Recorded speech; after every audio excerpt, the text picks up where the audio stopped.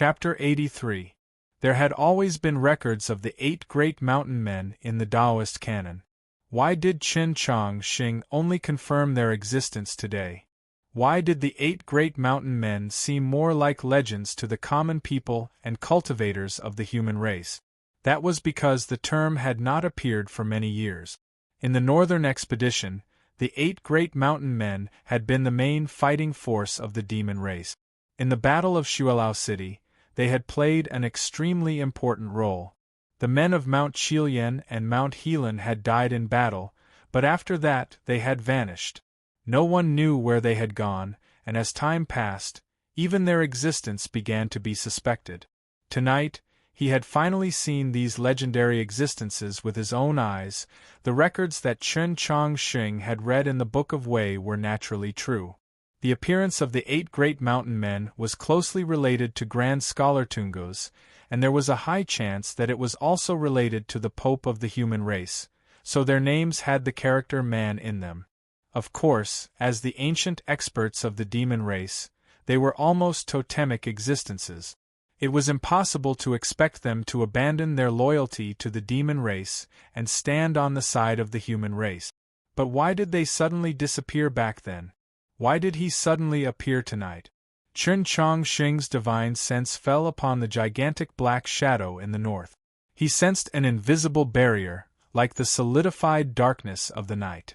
As expected of an ancient expert of the demon race, his qi was even more powerful and terrifying than that of the second-ranked demon General Haidi in the Snowy Mountains. It was no wonder that despite successfully breaking into the divine domain, Xiao Zhang had still suffered such heavy injuries and remained unconscious. The frequency of the white paper on Xiao Zhang's face had already calmed down, and his breathing had stabilized.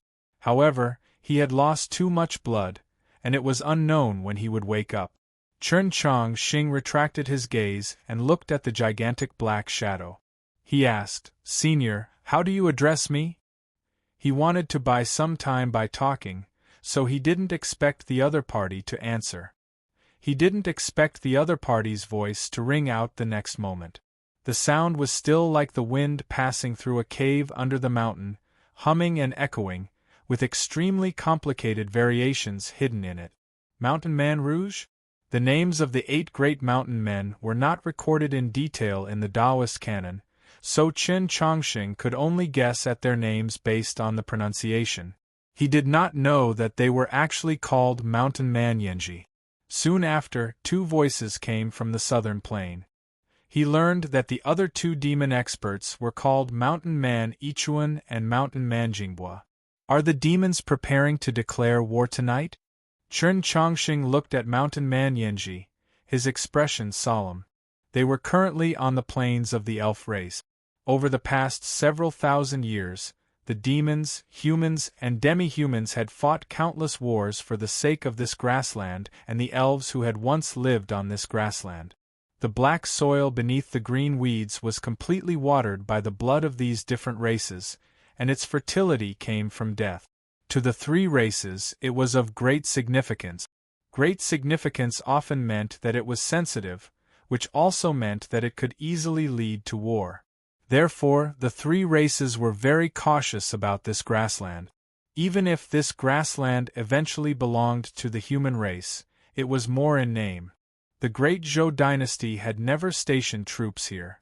Tonight, the 8 great mountain men, who had lived in seclusion for many years, had suddenly appeared, pursued Xiao Zhang to this plain, and had even surrounded Qin Chong Xing and Su Yurong.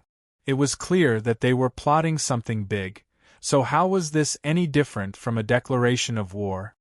The war between our 2 races has never stopped, so why do we need to declare a new beginning? Mountain Man Yenji had spoken for a very long time, his voice rather muffled, but his pronunciation was very accurate, even somewhat resembling the accent of Luling's old estate. Qin Chongxing thought of the records in the Taoist scriptures and became even more curious about that vanished part of history, but he was also rather confused by this answer. Even the most ignorant of children, as long as they listened to stories in the tea-houses and taverns, would know how the situation on the continent had changed in the last few years. The human race ushered in the era of blooming wildflowers, but the demon race was declining at an unimaginable speed. Whether it was the bitter cold weather, the sudden famine, or the sharp decrease in the number of combatants caused by the internal strife between various tribes, all of these were slowly pulling this powerful race that had once dominated the continent into the abyss.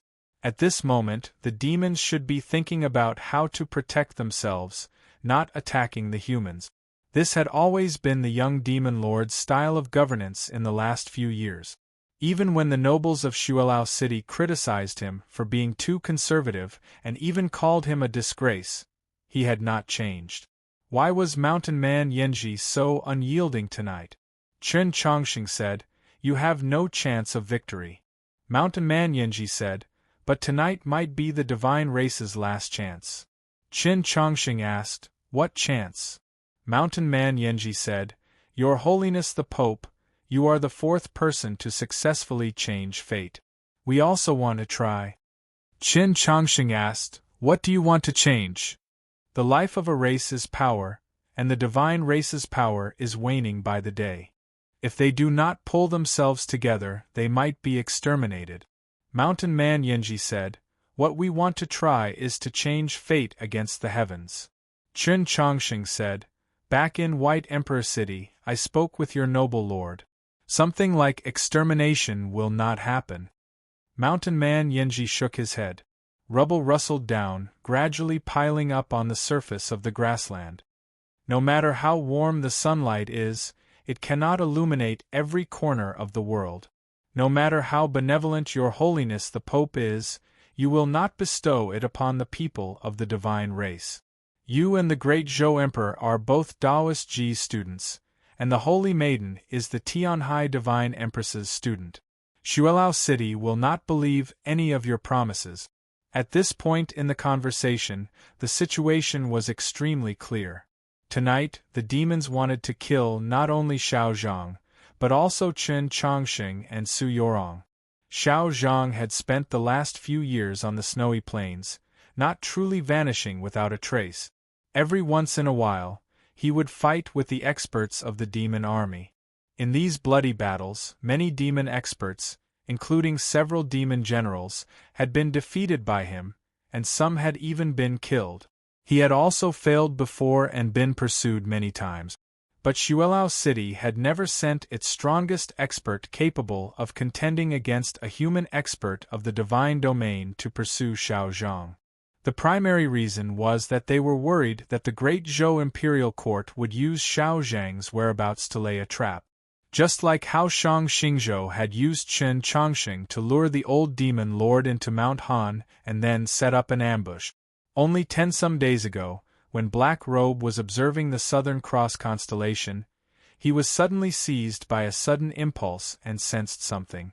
After some calculations, he came to an astonishing conclusion. The human race was about to gain another expert of the divine domain. In the Battle of White Emperor City, Biyanghong and Wuqiong Bai had died in battle, and the demons had also paid a painful price in the form of 2 angels of sacred light. But in the following years, the Prince of Xiang, the Mountly Sword Sect Master, and Mao Qiyu had all broken into the divine. Last autumn, Taoist Nun Huai Ren of South Stream Temple had encountered a torrential rain while traveling the Eastern Sea and broken through. Together with the recovered Chao Yunping, the human race had already returned to its golden age in terms of the number of experts of the divine domain. If another expert of the divine domain appeared, how could the demons endure it? Based on Black Robe's calculations, this newly ascended expert of the human race was currently in the snowy region of the demon race, his identity unknown. Thus, the young demon lord had personally gone to the land of extreme cold across the abyss and earnestly requested the 3 ancient experts that had secluded themselves for many years to come forward and lay down this trap. They would kill Xiao Zhang before he broke through, and then they would kill the human expert that would come to receive him. In Black Robe's plan, the names of the latter were clearly written. They were Chen Chongqing and Su Yorong. To be continued. Chapter 84. The update came a little late, but this chapter has 6,000 characters. Yes, I didn't read wrong, 6,000. Don't ask me why. As a person, being happy is the most important thing. We don't like Black Robe, not because he stole the limelight from our dead comrade, but because in the human novels we read when we were young and the plays of Shuelao City, the faces of the traitors were all very ugly, and he was the most shameless traitor in the last 1,000 years. But I have to acknowledge his abilities and praise his arrangements this time. Mountain Man Yenji's voice echoed through the desolate plains. Killing Xiao Zhang is not enough to change the course of the world, but if the Pope and Holy Maiden of the human race are also killed, the history of the future might be very different. In the end, there had still been some problems. They had not expected that, under the terrifying pressure they had placed on him, Xiao Zhang would break through ahead of time. Although he had just broken through and his grasp of the laws of the world was still not very proficient, it was enough for him to fight his way out of the encirclement despite his heavy injuries. At least he was still alive. But Chen Chongqing and Su Yorong had still come. This was good, extremely good. The plains were extremely quiet in the darkness, the starlight exuding a cold and gloomy aura. The earth monkey poked its head out from behind Chen Chongqing and bared its white fangs at the massive black figure in the distance. It wanted to intimidate its foe, but it didn't even dare to whimper. It was clearly quite frightened by its foe's pressure. Su Yorong asked, "How can you be sure that it will be us?" "Xiao Zhang is a madman. He won't trust anyone, much less the great Zhou imperial court. He only trusts Chen Chongqing." Mountain Man Yenji added, "And if Chen Chongqing comes, you will assuredly appear." Chen Chongqing would not be permitted to place himself in any possible danger, because he was the Pope of the human race. As his position as Pope became more and more stable, the power of this law grew stronger and stronger. If he truly wanted to break through this shackle, a believer like Anhua really might try to persuade him with their lives. How could Linghai Jiwang and the others allow him to leave White Emperor City alone? There was only one situation that could obtain the approval of all the priests and believers. He and Su Yorong were traveling together. The entire continent knew that the combined sword style of the Pope and Holy Maiden possessed unimaginable power. Even if they encountered an expert of the divine domain, they would not need to worry about their safety. At present, Mao Qiyu was overseeing Mount Han, while the Prince of Xiang and the Prince of Zhongshan were at Blue Pass and Snowhold Pass, ready to leave. The demon commander was personally leading the army to prepare for war. The majority of Shuelao City's divine domain experts were currently on the front lines. Logically speaking, Chen Chongqing and Su Yorong should not have encountered any danger when they secretly escorted Xiao Zhang back to the Central Plains. However, whether it was Mount Han, Blue Pass, Snowhold Pass, or the heaven-connecting tent on the snowy plains, they were all fake. Intentionally or unintentionally, knowingly or unknowingly, the human race and the demon race were both acting. This secluded and quiet grassland was the true battlefield. The demons invited the 8 great mountain men. This was something that no one had expected. Chen Chongqing and Su Yorong didn't expect this either. Although there were only 3 of them, it was already a terrifying force that they could not contend against. Why can't it be Wang Pe? This was Su Yorong's last question. Wang Pe was Xiao Zhang's lifelong rival, or perhaps it could be said that he was a formidable foe who had suppressed Xiao Zhang's entire life. Xiao Zhang did not like Wang Pe and was constantly thinking about defeating him, but the person he trusted the most was probably Wang Pe, even more than Chen Chongqing. Just like Sun Mei. Before he died, the person he wanted to see the most besides Mao Qiyu was Wang Pe. In the age when the wildflowers had just begun to bloom, Wang Pe had been their goal. Had he not been their confidence and boldness? Moreover, Wang Pe was an expert of the divine domain, his path of the blade already complete. If Xiao Zhang wanted to request reinforcements, he was unquestionably the most suitable candidate. The one to answer Su Yorong's question was not Mountain Man Yenji, but Chen Chongqing. It's naturally good for Wang Pe to see you break through, but it's not good for him to see you being chased around in such a sorry state. Chen Chongqing added, "This is very shameful." Su Yorong did not really understand the senseless pride of men, so she was confused. But after hearing Chen Chongqing's explanation, she understood. But she still found it impossible to accept the behavior of men who would rather lose face than lose their life. Whether it was the breeze or breathing, it rustled the blood-stained white paper. Xiao Zhang was still unconscious, so it was hard to say if he had heard Chen Chongqing's words or understood Su Yorong's meaning. The ground began to shake. The nearby monster horde, no longer caring about the earth monkey's ferocity, scattered in fear. It didn't take long before several screams could be heard in the darkness, followed by the faint stench of blood. The stench of blood was mixed with other fishy odors. Chen Chongqing's mood became rather bad when he smelled this stench.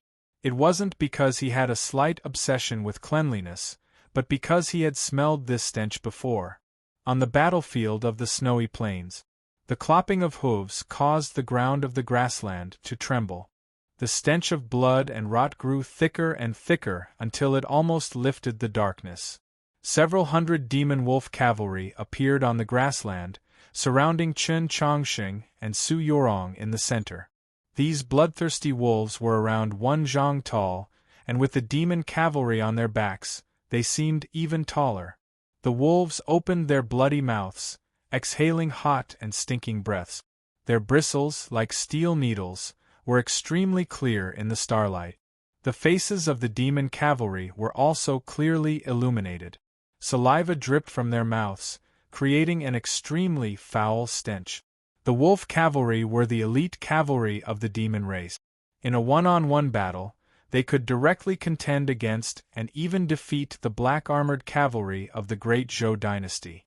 Just how terrifying of a charge and killing power would several hundred wolf cavalry be when they gathered together? But in tonight's battle, these wolf cavalry that had traveled several thousand li for a raid simply had no right to serve as the main force. The fate of the divine race might be decided tonight, so I will be extremely cautious. I have also been very cautious in the last few days, so I am confident that he did not inform anyone else, and I am also confident that the two of you came in such a hurry that there was no time to inform anyone else. I think that I will have more time, so I will be very serious and careful in my attacks, ensuring that I can kill all of you. Mountain Man Yanji said to Chen Chongqing and Su Yorong. In the darkness, his eyes shone like torches, brimming with wisdom and calmness that could see through the laws of the world, but they also signified callousness and terror. Logically speaking, there was no need for this conversation to take place. Mountain Man Yanji did not need to explain, and Chen Chongqing did not need a reason to be ambushed by the demons, but they had still asked and answered. Chen Chongqing wanted to buy time, and Mountain Man Yanji needed time to perfect the trap. The ground trembled as that massive black silhouette began to move toward the south. Although it was very slow, it exuded a terrifying pressure. Mountain Man Yanji's attitude was very clear. Tonight, he wanted stability and no openings. As he gazed at that black mountain in the darkness, Chen Chongqing quietly asked, "What are the chances of success?" He was asking about the chances of leaving alive, so he naturally had to take Xiao Zhang with him. Su Yorong and the White Crane were as fast as lightning, peerless in the world. If they used their full strength, the 8 great mountain men, no matter how unfathomable their cultivation, might not be able to catch up. A breeze ruffled her sleeves as Su Yorong put the faded star plate back into her sleeve. One could vaguely make out the orbits of the stars moving. She did not answer Chen Chongqing's question, only shook her head. It was obvious that the faded star plate's calculations had produced a terrible result. Leaving had no chance of success. Black Robe had calculated that Chen Chongqing and Su Yorong would come to receive Xiao Zhang, so he had naturally made the appropriate arrangements. On the southern plains, mountain men Jinghua and Ichuan were like 2 mountain ranges, rising and falling for several dozen li, blocking off all paths of escape. If Zhiji were here, their chances of leaving tonight might have been a little higher. Chen Chongqing thought about the black-clothed girl who was probably basking in the sun on a warm island. He felt no regret, only a little disappointment. Then what should we do next? He asked Su Yorong. This was trust. In terms of calculation and scheming, there had never been anyone in the world who was better than her. Su Yorong turned to the earth monkey and gave it a few numbers representing distance and direction. She knew that it could understand her words and her meaning. It was obvious that the earth monkey truly did understand. Its body stiffened as if it was afraid. Many years ago, when the incident in the Garden of Zhou occurred, it had seen Su Yorong and knew of her relationship with Chen Chongqing. Thus, it very cleverly chose not to look at Chen Chongqing, much less plead for mercy. Instead, it burrowed into the ground. It didn't take long for it to burrow back out. Its brown and tattered fur was covered in mud and grass, and a wound had appeared on its brow, from which blood constantly flowed. It was in a very sorry state. Chen Chongqing crushed a pill and applied it to the wound. This pill was a leftover material from the cinnabar pill. It did not have much of a mystical effect, but it was very effective at staunching bleeding. The earth monkey licked the blood from its mouth and glanced at Su Yorong, its eyes cold and sinister, tinged with a hint of hatred. It could burrow into the earth, but how could it hide from the spiritual sense of an expert like Mountain Man Yenji? At the foot of a hill more than 10 miles away, it was affected by a terrifying pressure and suffered serious injuries. In its view, Su Yorong had forced it, so it naturally bore a grudge. Chen Chongqing was treating its wounds, so he did not see the change in its expression. Su Yorong did, but she did not care. "How is it?" the earth monkey softly called out, using its 2 short and thin forearms to gesture something. Su Yorong intently watched, silently calculating in her mind. After a few moments, she turned to Chen Chongqing and said, "That won't do either." Chen Chongqing stood up and gazed at the black mountain, his right hand resting on the hilt of his sword. "Then we can only fight." The 8 great mountain men were the ancient demon experts who had fought with Wang Jitze, Qin Zhong, and Yu Gong several hundred years ago outside Xuelao City. If he and Su Yorong fought them head-on, they would undoubtedly lose. The massive black silhouette slowly moved, an unimaginably heavy pressure crushing down on Chen Chongqing and Su Yorong. The grassland in the darkness became incomparably terrifying. "The good news is that we only need to fight one," Su Yorong said. Immovable as a mountain, the 8 great mountain men truly had unfathomable cultivations like demon gods. When they were motionless, they could even be described as perfect and invulnerable. But when they moved, they could no longer maintain their perfect state, and a few openings would appear. They were like true mountains beneath the starry sky. When they were connected to the earth, they were unshakable, but when they moved, their foundations would become unstable. In tonight's ambush, mountain men Jinghua and Ichuan had cut off Chen Chongqing and Su Yorong's path of retreat, so they could not move. Mountain man Yenji and the several hundred wolf cavalry were the main force of the attack. In truth, as Mountain man Yenji slowly approached in the darkness, he also found it impossible to maintain his imposing posture. Su Yorong had used the calculations of her fated star plate and the earth monkey to take the risk of burrowing into the ground to find a path that could successfully leave. But she did not choose to leave through this path, not even telling Chen Chongqing. It was not because of the bloody and terrifying wolf cavalry around the grassland, nor was it because of the tensome vicious birds illuminated by the Southern Cross constellation in the northern sky. It was because she sensed a tinge of danger in the depths of the darkness. This made her somewhat suspect that this path was a trap laid down by Black Robe. Mountain man Yenji stopped. Although no one could clearly see how he moved, and no one could see his feet, it was impossible for anyone to see him. At this time, he was still 10 li from the grassland where Chen Chongqing and Su Yorong were. To an ordinary person, 10 li was an extremely long distance. one would find it very difficult to clearly see what was going on, much less attack. However, it was right here. At a distance of 10 li, something that defied logic, and logic was completely unimaginable. Mountain Man Yanji attacked Chen Chongqing and Su Yorong. He raised his right hand. The vast sky of stars instantly dimmed. Because a black silhouette 10 some li long had suddenly appeared in the night sky, obscuring several hundred stars. This black silhouette slammed down from the starry sky toward the grassland. Thunderous booms resounded through the sky. This was the sound of air that could not escape in time being compressed and then torn apart by a massive power. Chen Chongqing even felt like he could hear a large part of the darkness being forcibly torn apart. Su Yorong attacked. She attacked with her most powerful sword of great light. Countless sword slashes carrying countless flames illuminated the desolate grassland.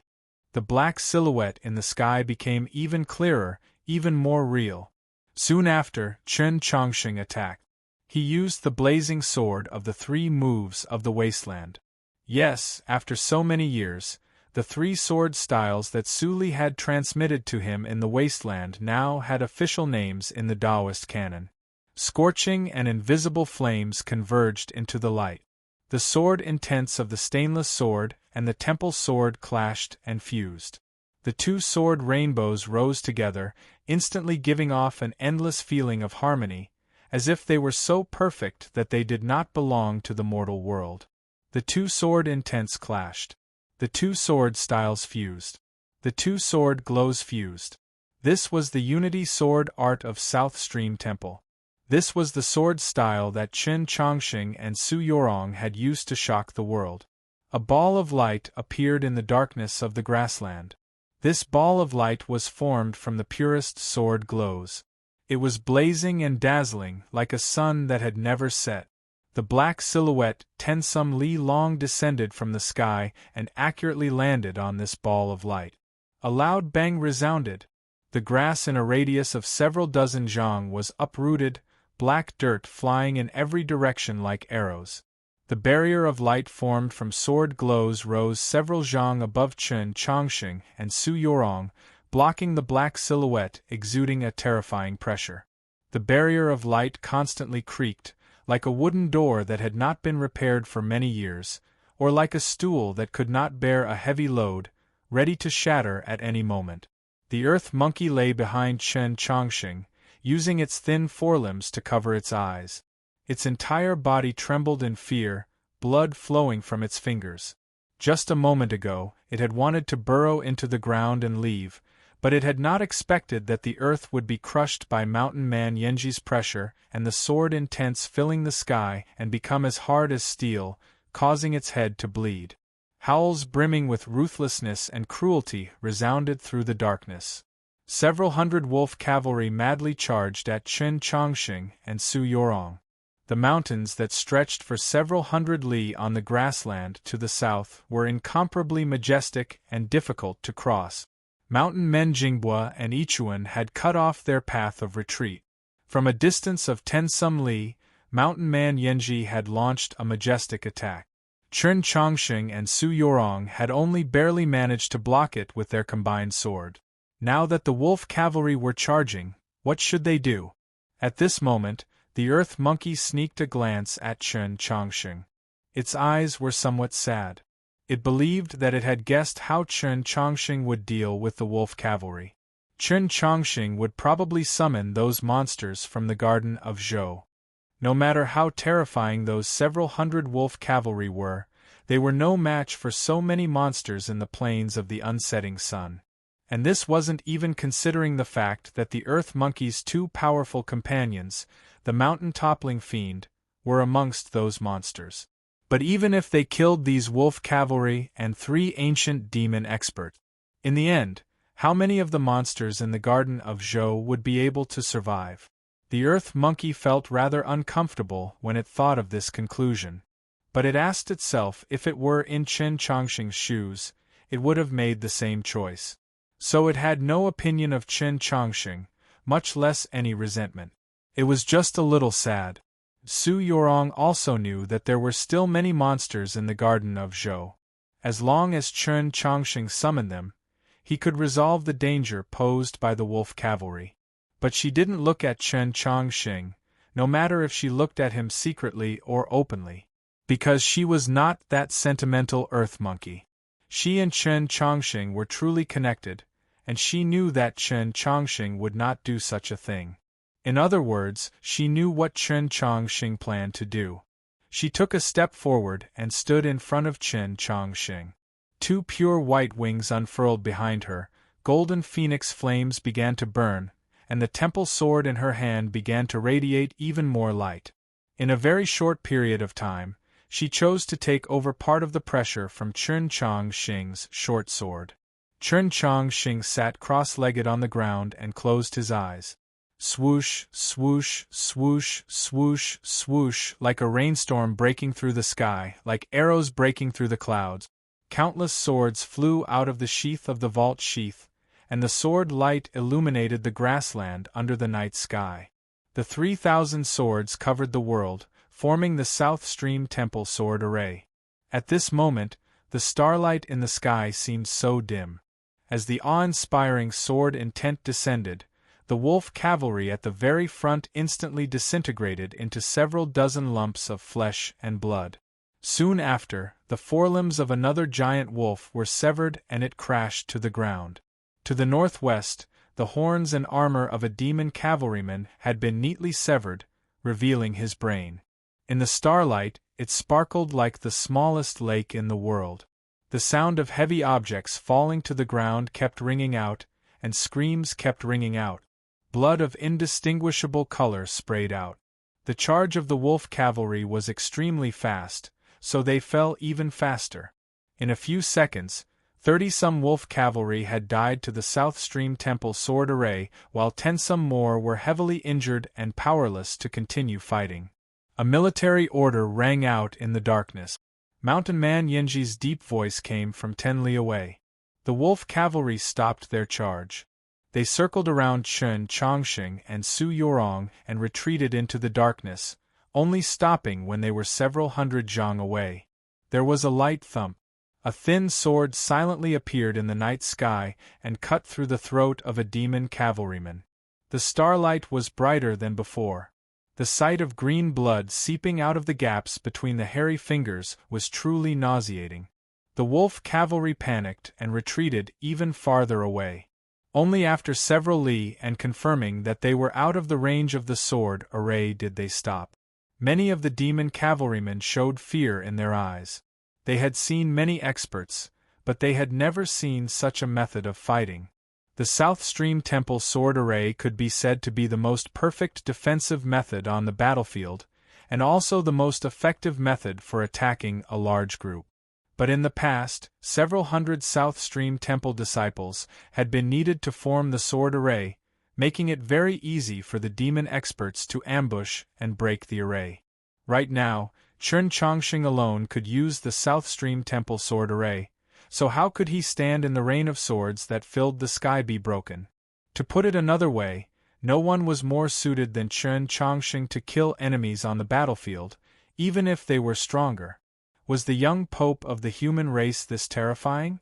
The several hundred wolf cavalry howled. Because of fear, because of anger, because of unwillingness. The demon cavalry and the giant wolves wanted to use this method to express their desire for vengeance. They stopped several li away, ready to charge at any moment. At this distance, no matter how powerful Chen Chongqing's spiritual sense was, he could not control his sword to attack. They only needed to put enough pressure on the enemy and then wait for Mountain Man Yanji to break their defenses. After Chen Chongqing formed the South Stream Temple sword array, Su Yorong alone had to endure Mountain Man Yanji's attacks. Even though she had immediately ignited her phoenix flames, she could not last for too long. Chen Chongqing's sword array needed to guard against another charge from the wolf cavalry, so how long could she last? Could it be that he could hold on forever? The current situation seemed to indicate that Chen Chongqing and Su Yorong would be suppressed by Mountain Man Yanji and then bitten to death by the wolf cavalry. At least in the view of the demon cavalry, This was already a foregone conclusion. They looked over, thinking about how they would kill the Pope and Holy Maiden of the human race, and then tear them to shreds and eat them alive. Their eyes grew more and more savage, their breathing heavier and heavier. Su Yorong's face paled and she seemed on the verge of collapse. At such a crucial moment, she suddenly made a very unexpected move. The light in the sky suddenly vanished. She had put away the temple sword. Then, who would block Mountain Man Yenji's pressure? The South Stream Temple sword array in the night sky suddenly moved, turning in an extremely orderly fashion. Those densely packed swords had originally been aimed at the grassland, but now they were all aimed at the sky. It was still the rain of swords, but they were preparing to descend upon the sky. 3,000 swords were aimed at the black silhouette in the sky. The starlight and sword glows reflected off each other, making the night sky even brighter. The black silhouette 10 some li long finally revealed its true appearance. To be continued. Chapter 85. The Black Shadow could be said to be a mountain range, but it could also be said to be the arm of a demon god. At the very front of the mountain range, in the sky above Qin Chongqing and Su Yurong, there were 5 mountain peaks that looked like 5 fingers. The rain of swords fell on the mountain peak, causing smoke and dust to rise, and the sound of cracking could be heard continuously. The speed at which the mountain was sinking became slower and slower until it finally stopped. During the entire process, Su Yurong didn't look at the night sky, as if she didn't care about it. Of course, it could also be understood as her trust in Qin Chongqing. She thrust the temple sword into the grass beside her. With a light chi sound, the green grass began to emit green smoke, but it wasn't scorched. Its posture became even more upright, appearing full of vitality. She untied a longbow made of paulownia wood from her back. A bow made of tong wood was the tong bow of the tier of legendary weapons. Only Nank, Qin Chongqing, Qiu Shanjun, Gohan Shi and a few others knew that Su Yurong's strongest technique was not sword art. The temple sword had been found by Qin Chongqing in the garden of Zhou and then returned to Holy Maiden Peak. The Sword of Great Light had only been mastered after she had obtained the temple sword. As for the tong bow, it had always been on her back since she was a child. Normally, no one would be able to see this longbow. He would only appear when she needed him. For example, at this moment, Su Yorong took out an arrow and knocked it on the string. These were the Wu arrows.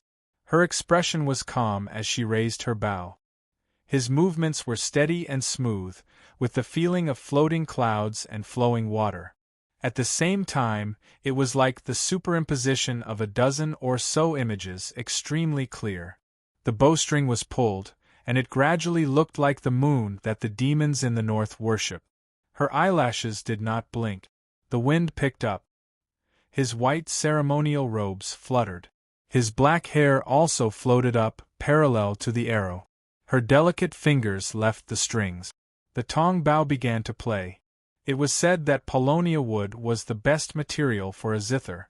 No wonder it sounded so beautiful. The sound of the strings echoed in the grassland. The arrow came before the sound. Several miles away, a bloody hole appeared between the eyebrows of a demon cavalryman. The bloody hole was very round, and its edges were very smooth. It even made people want to use the word delicate to describe it. Then, Su Yorong drew the bow a second time, a third time, a fourth time. Her movements were always steady, and there was a kind of concise beauty to them. In a very short time, the quiver was empty. 30 Wu arrows left the string of the tong bow and flew into the darkness, heading straight for the wolf cavalry several li away. Muffled groans could be heard continuously. Blood splattered everywhere. The demon cavalry continued to fall. Cries of fear rang out incessantly. The wolf cavalry scattered in all directions. 30 arrows could only cause 30 deaths at most. Logically speaking, spreading out was the best choice. Su Yorong once more raised the tong bow, though there were no arrows left.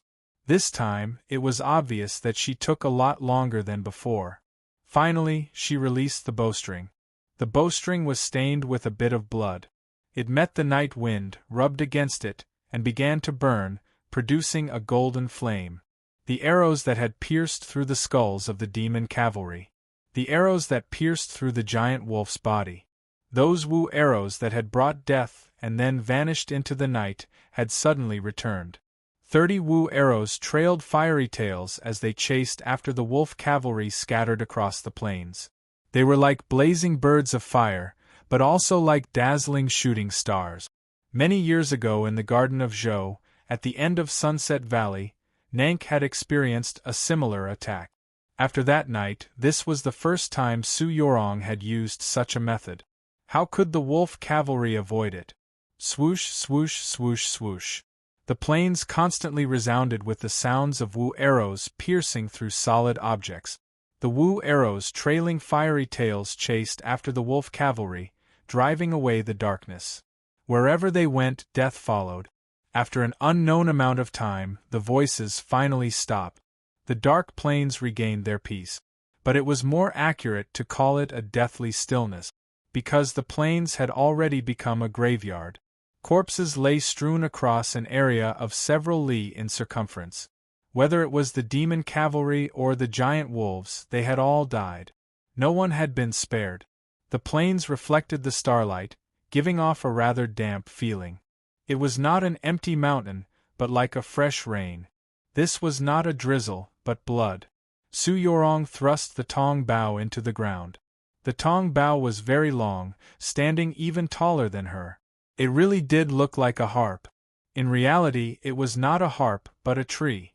In an instant, countless branches sprouted from the tong bough, bearing countless green leaves that gently swayed in the night wind. A fresh and clean air fell like a waterfall over her and Chen Chongqing, and it also fell on the earth monkey. The earth monkey was peeking at her. It was shocked, and then it felt its injuries heal with unimaginable speed.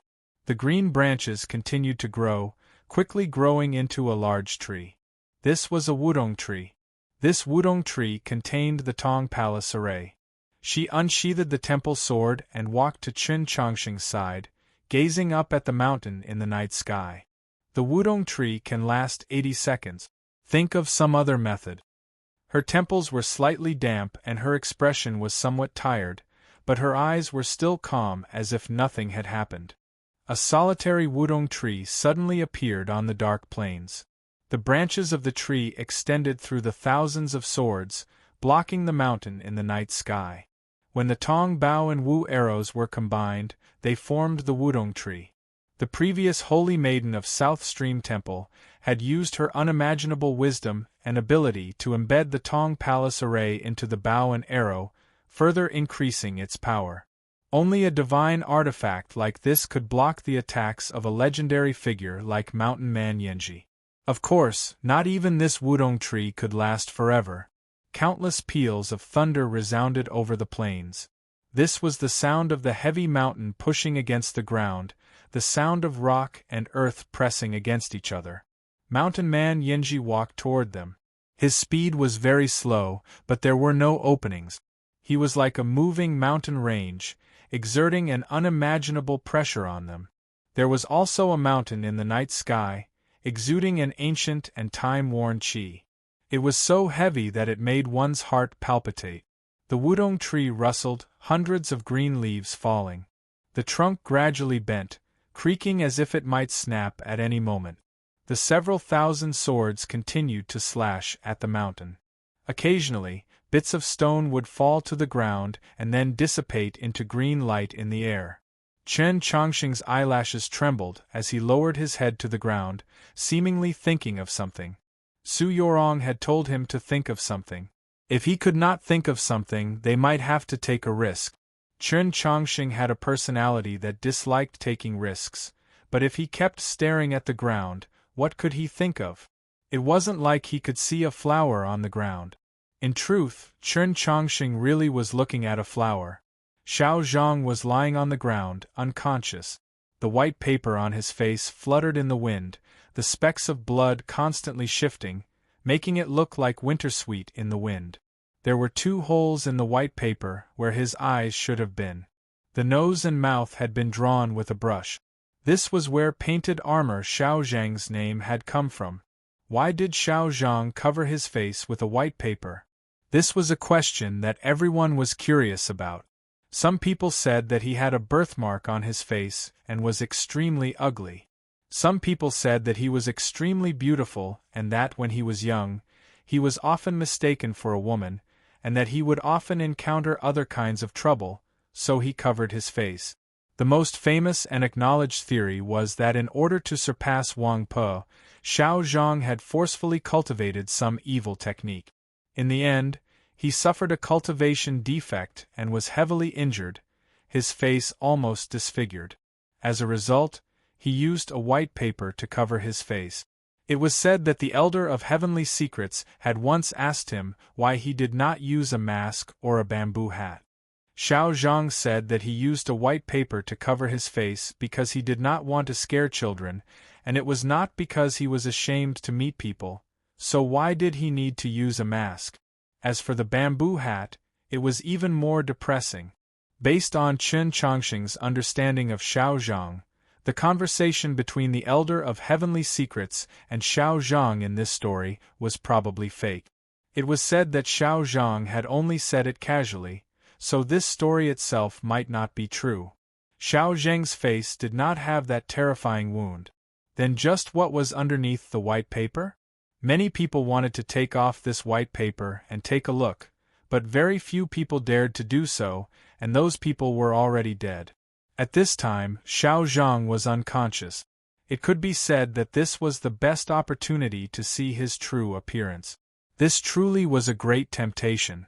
Chen Chongqing also seemed unable to endure it. He stretched out his hand, preparing to take off the white paper. But with the powerful demons before him, their pressure as heavy as a mountain, and the situation so dangerous, how could he still have the mood to think about these things? I don't understand the bow at all, but I especially like it, because I think it's very beautiful. That's why in the Qingyu years, there's Yan Xiaoi, in the Jianke, there's young Master Shi who plays with a big sniper, and there's no need to even mention Jiang Yi. Ning Kei's iron bow is the weapon I've written the most seriously about in my life. When I came to choosing heaven, my favorite was Su Yorong using the bow and arrow. Although I didn't use it much, I got excited every time I wrote about it. When I wrote about her battle with Nank, I told everyone that Yorong is my Kikyo, I love her, thank you. In the last chapter, I corrected a few typos and changed a few sentences. As for the difference between Wintersweet and Plum Blossoms, some readers have reminded me, but I really don't understand. In any case, this is a different world, so let me paint the colors, heh. To be continued. Chapter 86. Chen Chongqing's hand got closer and closer to Xiao Zhang's face, until it touched the edge of the white paper. Perhaps because it was wet with sweat or stained with too much blood, the edge of the white paper was not sharp. It was like a piece of puff pastry that had been left on the Tong River for 3 days. The moment his finger touched the white paper, the 2 black holes on it suddenly lit up. Xiao Zhang had opened his eyes. He had woken up. Of course, it was also possible that he had not fainted at all. Chen Chongqing showed no surprise, probably because he already knew. He asked, "Have you rested enough?"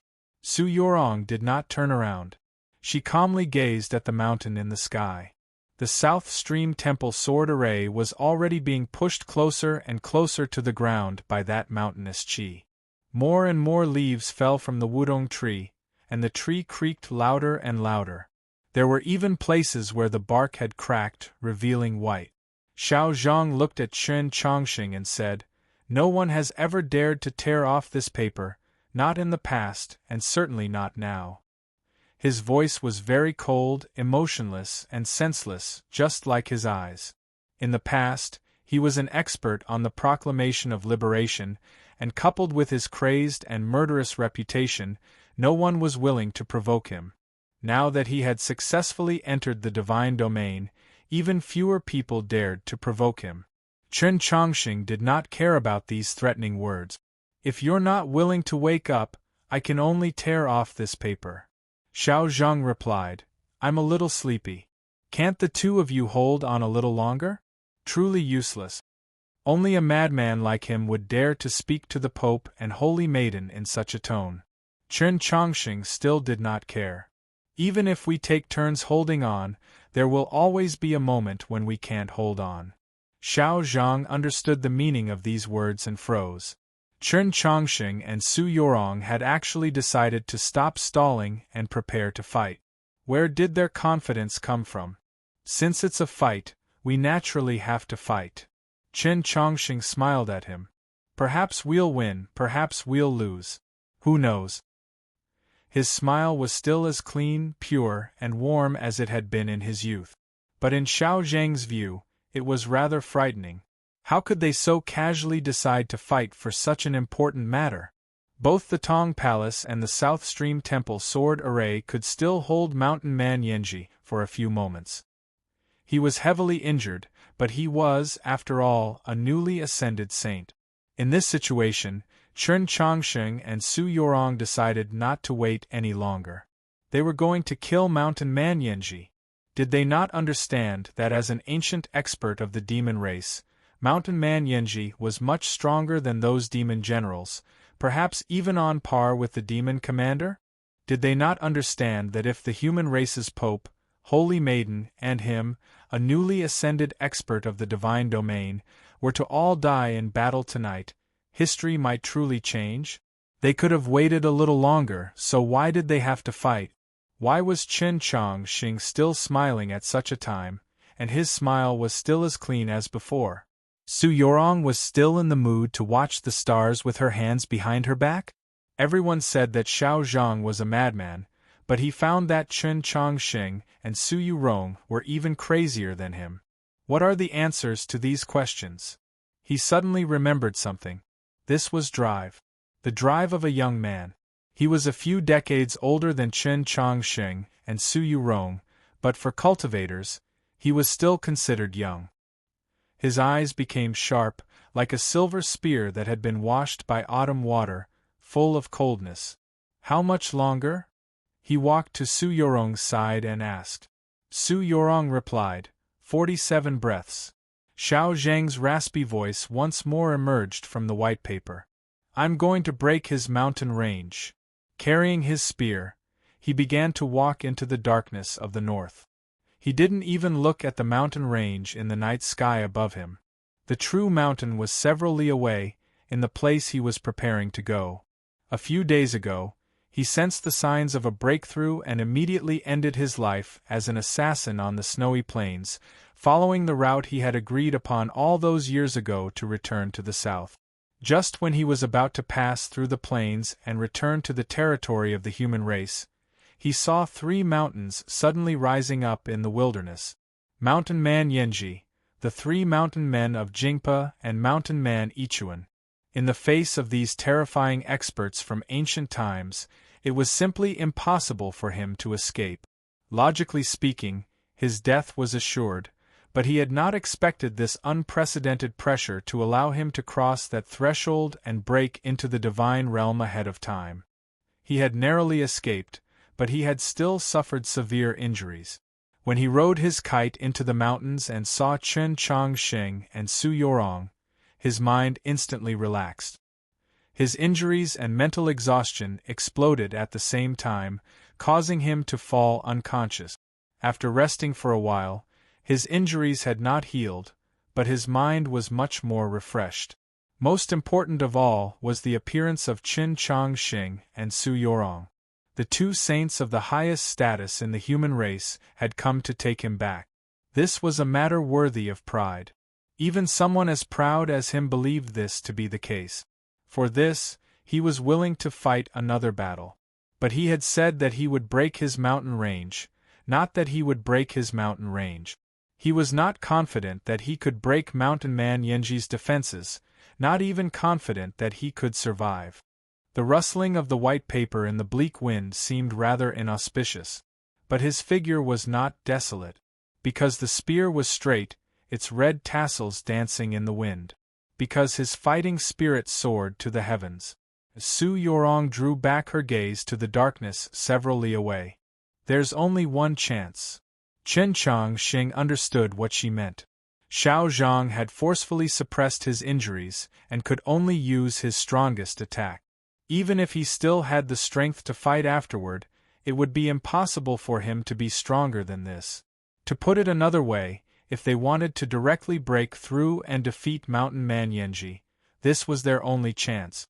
The wind on his face was rather chilly, not like a knife, but more like the water in the stream in Xining village at the beginning of spring. Chen Chongqing clenched his left hand into a fist, the stone pearl of the heavenly tome monoliths falling from his sleeve to his wrist. The weight of the stone pearl caused his mood to turn heavy. Only after taking in a deep breath did he calm down. In the darkness, Mountain Man Yanji truly did seem like a mountain. It was not that distant mountain range, but an even more realistic mountain. This mountain was not particularly large, but it seemed to be one with the rocks deep in the earth, giving off an immovable feeling. Xiao Zhang walked up to the mountain and stopped. The starlight fell on his face, reflected off the white paper, making it seem even whiter, somewhat like the moonlight behind Xuelao City. Strangely enough, the red tassels of the spear danced, causing the starlight to wander. The starlight seemed to become a real existence, wisps and threads. The world was relative. Nothingness could become real, but what of the real? In the starlight, Xiao Zhang's figure flickered in and out of existence as if he could vanish at any moment. If one only used the naked eye to observe, it would be impossible to determine his position. This was the manifestation of the Tao that came from understanding the laws of the world. Tonight, he had just broken into the saint level, so his understanding of the laws of the world was still lacking, far from mastery.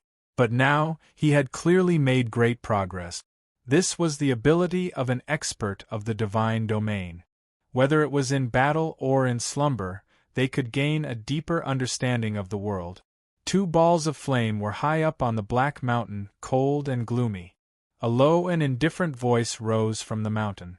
In the last several hundred years, in terms of fighting intent, you can be ranked in the top 3. Mountain Man Yanji seemed to know that Xiao Zhang still had the strength to fight, but he did not care. Even if there was still Chen Chongqing and Su Yorong, he did not care. He appeared very indifferent, even in the mood to evaluate his opponent. In his experience, this sort of evaluation was an extremely high praise. Xiao Zhang did not appreciate it, saying, "You monster, you're rather talkative." The demon race had always called themselves the divine race, but they were not angry at being called demons. This was the principle behind the saying that demon and God were one. But they deeply disliked being called monsters, perhaps because it made them think of the demi-human race. And in the long river of history, the demi-human race had spent the majority of their time playing the role of slaves to the demon race.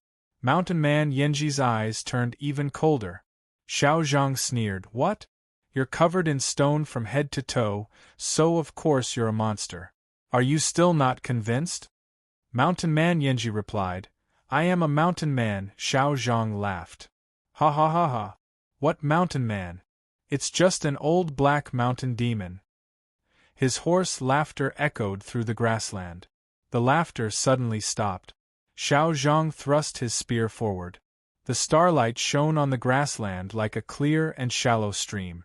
As the spear thrust forward, the starlight suddenly began to move, transforming into a bolt of cloth. The spear fell into the mountain, and the starlight followed, exploding into countless silver shards.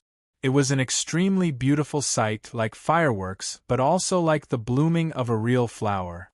Several li away, a silver flower suddenly bloomed in the darkness. Chen Chongqing and Su Yorong knew that this was the clash between the spear and the cliff. Soon after, a yellow dragon roared out of the grassland, a faint smear of red flickering in and out of existence. Two powerful chis stirred up all the sand in a radius of several li. The starlight instantly dimmed, making it difficult to see. Mountain Man Yanji's cultivation truly was unfathomable. While dealing with that terrifying spear, he had not forgotten to continue suppressing Chen Chongqing and Su Yorong. The mountain in the night sky suddenly pressed down, its 5 finger-like peaks slamming into the South Stream Temple sword array. Grating and unpleasant sounds of friction rang out. Countless rocks were cut apart by the swords and rustled to the ground, dispersing into streaks of light in the air. The palm-like mountain got even closer to the ground. The wudong tree was bent to the extreme, ready to snap at any moment. The green leaves on its branches had almost all fallen off. Su Yorong had long since been prepared. She was as calm as ever as she softly said, "Let's go." In a flash of light the earth monkey vanished. Chen Chongqing had sent it into the garden of Zhou and then taken her hand. A pair of pure white wings unfurled in the wind, blazing with golden flames. A stream of light illuminated the grassland, 2 phoenix flames piercing through the darkness. A hole appeared in the gale formed by the sand and grass. Su Yorong and Chen Chongqing had arrived in front of Mountain Man Yanji. 2 sword glows appeared, dazzling and beautiful, and then they fused together into a dazzling rainbow of swords. The spear appeared once more, arrogantly bringing the rainbow of swords with it as it rumbled toward the mountain, a domineering flower blooming in the night sky. With a massive boom, the earth quaked. Countless rocks flew into the air, tearing through the darkness like arrows. In a radius of several dozen li, countless beasts were crushed to death. As the dust settled, Mountain Man Yanji's figure gradually appeared. There were 2 extremely deep sword marks in the middle of the mountain. Looking at them, they seemed to be about a foot deep. These 2 sword slashes crisscrossed, appearing just like the southern cross that the demon dukes of Xuelao City were most familiar with. The places where the sword slashes crisscrossed were deeper than the other places. They were very round and had smooth edges, like holes that had been chiseled out by craftsmen with tools. These were the marks left by the spear. If this mountain was a person, the sword slashes and spear holes would be the person's chest, and a little to the left was where the ethereal palace was. The arrogant spear and the harmonious swords had finally broken through Mountain Man Yanji's defenses. This position was Mountain Man Yanji's only flaw. This was what Su Yorong had calculated. The problem was, did that hole completely pass through the mountain? The surface of the grassland was covered in cracks. The black mud and grass had long ago become indistinguishable from one another. Xiao Zhang lay on the ground, the white paper on his face soaked in blood as he stared at Mountain Man Yanji several dozen zhang away. Chen Chongqing was also heavily injured. He sat cross-legged on the ground, his face pale as he constantly coughed. The hole in the paper was very black, Xiao Zhang's eyes were very deep, and his voice was as hoarse as a broken bell. "Damn, this still isn't enough?" Chen Chongqing sighed. They had broken through the mountain, but they had not been able to flatten it. Su Yorong stood up and drew her bow once more. Her face was very pale, and as she drew the bow, it became even paler, making it seem like snow. Her black hair brushed past her cheeks, contrasting so vividly that it was hair-raising. A mouthful of blood spurted from her lips. Her white ceremonial robe was covered in specks of blood, looking like shattered flowers. The qi she exuded was even more powerful. Note: the bowstring was noiselessly drawn. A small and delicate arrow pierced through the darkness and noiselessly landed on the mountain. Without the slightest deviation, it shot into the hole. There was a light crack, like something had shattered. Xiao Zhang and Chen Chongqing felt an extreme pain in their chests. Because they had heard that sound. It was the sound of their hearts shattering. Su Yorong's face was as white as paper. She swayed, blood trickling from the corner of her lips. Even she herself was injured by that delicate little arrow. Mountain Man Yanji had naturally suffered the greatest injury. A furious roar of pain rose from the cliff. The title was, of course, Winslow. At first, he had been prepared to use the stunning shot and the heartbreaking arrow. From the contents of the chapter, he should still be able to see some traces, but after thinking about it, he felt that with Xiao Zhang's name and personality, it would be a pity not to be arrogant. Moreover, Yorong was not like those stinky men in Kaifeng City. Tonight, her name was Li Xingnan. By the way, she would like to recommend Old Six's WeChat public account. It was updated every day and was not an advertisement. A few days ago, he had written about Jin Shi. It was well written, simple and clear. As for my WeChat account, are there any students who haven't followed it? It's me. Of course, this is an advertisement, and it's very popular. Finally, this chapter has 4,000 words. Oh, I wish the girls a happy holiday. Let's return to Li Shengnan. Everyone should understand what I mean, right? You still have to be awesome. Really, this is the most important thing. To be continued. Chapter 87. I'm sharing 3 pieces of good news. First, old readers should all know that I'm a Milan fan. Although it's been several years since I've watched football, I'm still very happy to hear this news today. In the future, Istanbul and Rocco will probably be mentioned less often. Second, this chapter is 5,000 words. Haven't I been pleasantly surprised recently? Third, I have a stockpile. Although it's pitifully few, I still think it's very awesome. I don't know how long I can maintain this state, but I'll do my best. Tai Yen birthday card, Mata.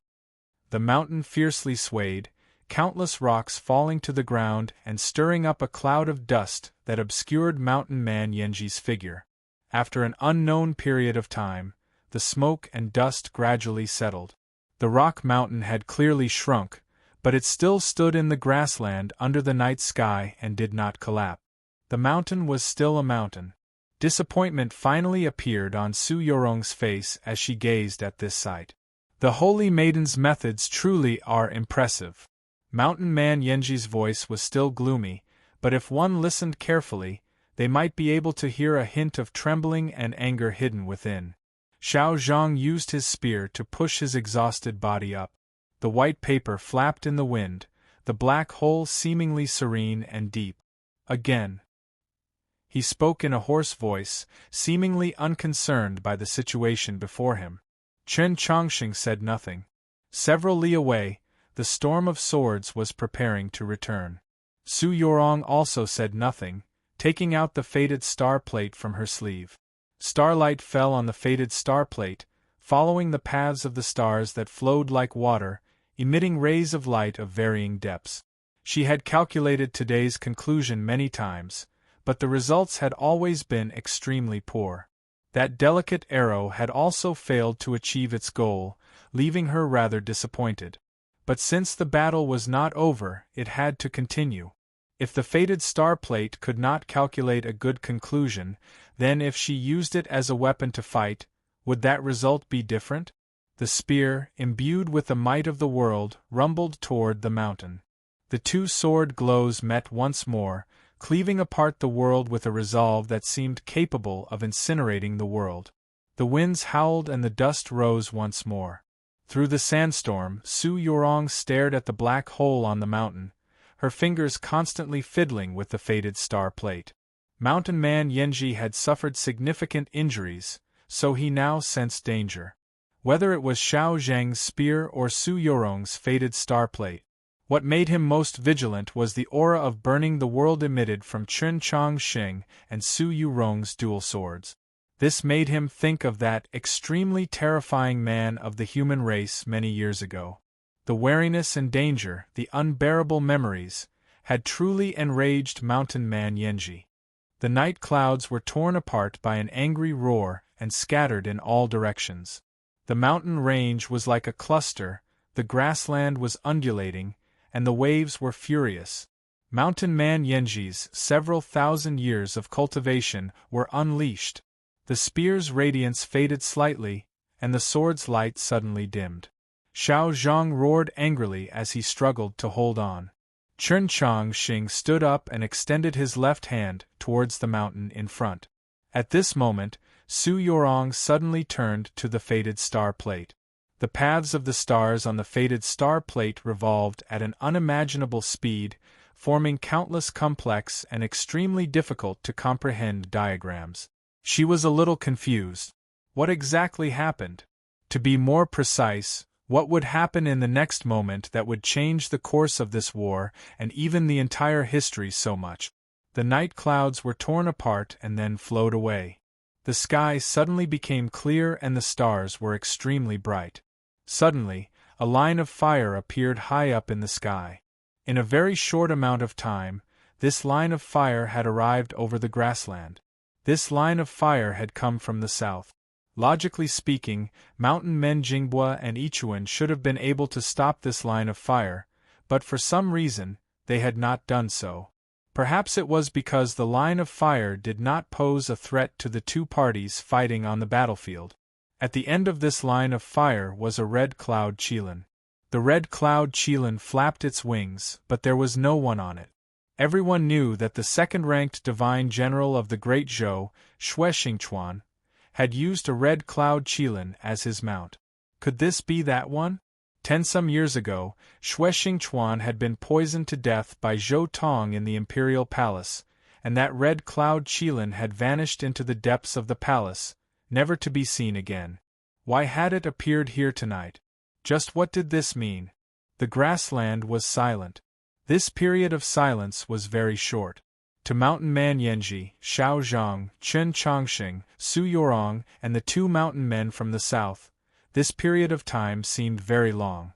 It even felt like several years had passed in this silence. The world was relative. Position was relative. Time was also relative. The perceived time was longer than the actual time. Perhaps it was because the new object of reference that had arrived in this fragment of time was moving too quickly. What came was a saber glow. It came from the heavens. This saber glow was not particularly dazzling, but very calm and serene. Compared to the fierce winds and gravel that had yet to disperse, this saber glow could be said to be very exquisite. Compared to Mountain Man Yanji's fury, this saber glow could be said to be very gentle. But this saber glow was truly too fast. If this saber glow had cut through flowing water, the flowing water would have definitely been severed. If this saber glow had cut through the flowing water of time, time would have stopped for a few moments. By the time everyone saw this saber glow, it was already descending. Swish! There was a light sound. The saber glow landed on the cliff. There was no flying gravel, no rising of dust. The saber glow seemed to be buried in the cliff. And then, the mountain collapsed. The earth quaked. The mountain range was moving. Two deep howls came from the darkness of the south. These howls were brimming with grief and anger. Chen Chongqing felt that these howls were rather similar to the language of the dragon race. An even more arduous battle would probably follow. He stood up, preparing to fight.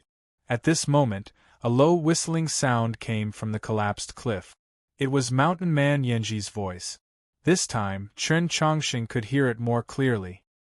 He realized that it was not the standard language of the demon race, nor was it the language of the ancient demon race favored by the nobles of Xuelao City. He turned to Su Yorong. Su Yorong lightly shook her head. Although they could not understand the specific meaning, they could vaguely understand Mountain Man Yanji's current mood and the message he was trying to convey. Mountain Man Yanji was not angry, unresigned, or resentful. He was very calm. The two mountains stopped, let out several low howls, and then began to head west, gradually vanishing into the darkness. The grasslands of the south had regained their peace, though there was now the sorrow of parting. Blood kept dripping down the edge of the paper. Xiao Zhang reached out his hand to wipe it off. It was wet, and he was annoyed. He looked at the person next to him, feeling even more irritated. This is such a good opportunity, so why aren't you chasing it? What are you standing around for? Just who are you hoping to erect a statue for you? Despite being jeered at, the person's expression did not change. He had heard this sort of thing far too many times over the past few decades, and he knew how to counterattack. If you weren't injured, or if you could still walk a few steps, you could give chase. Xiao Zhang had a very nasty complexion, but he could not counterattack because this was a fact. He truly had been injured, his injuries truly were severe, and he truly could not walk. Most importantly, this person had saved him, whether he was willing or not. As the dust settled, the sound of rocks rolling could be heard. A person walked out of the collapsed mountain. This person was dressed in white, his hair and beard all white, and his body was also white. This white was not the white of snow, nor was it the white of paper. Instead, it seemed to be flowing with a faint luster, more like jade. This person's facial features were very delicate, his skin smooth, and there was not a single wrinkle on his forehead or hands. He did not seem alive. If not for the demon horn on his head, he might have been mistaken for a beauty carved out of white jade by a master craftsman of the Mutuo clan. It turned out that the ancient demon experts of legend were actually this good-looking. Chen Chongqing suddenly recalled his first meeting with the demon lord in Mount Han. The demon lord had also been a very delicate scholar. Xiao Zhang snorted, apparently rather dissatisfied. But it was hard to tell if he was ashamed of his inferiority or disdainful. The answer was not in the wind, but at the bottom of the white paper. This person was Mountain Man Yanji. The mountain was his demon body. This was his true body. If you really did chase, both sides would be heavily injured. Mountain Man Yanji looked at the person next to Xiao Zhang and said, "Even if you are Wang Po." This person was dressed in a blue gown that had been washed so many times that it had turned white. His shoulders drooped and his brow drooped, making him look like a poor accountant. Of course, it was Wang Po. Senior's cultivation is unfathomable. My sides four working together barely managed to win, so I naturally would not have any delusions. This was the truth. Even with Xiao Zhang's tyrannical spear style, the harmonious swords of Chen Chongqing and Su Yorong, the sword array and the tong bao, they had still not been able to defeat Mountain Man Yanji. They had only managed to heavily injure him, and then they had encountered Wang Po's blade from the heavens, which he had been preparing for a long time, resulting in their defeat. Now that Xiao Zhang, Chen Chongqing, and Su Yorong no longer had the strength to fight, it was very difficult for Wang Po to defeat the combined might of Mountain Man Jinghua and Mountain Man Yichuan. Of course, the reverse was also true. Mountain Man Yanji said, "So I stopped them from attacking and had them leave." Wang Po said, "Senior wanted to preserve the continuation of the Mountain Man lineage." Mountain Man Yanji said, "I've already done my best.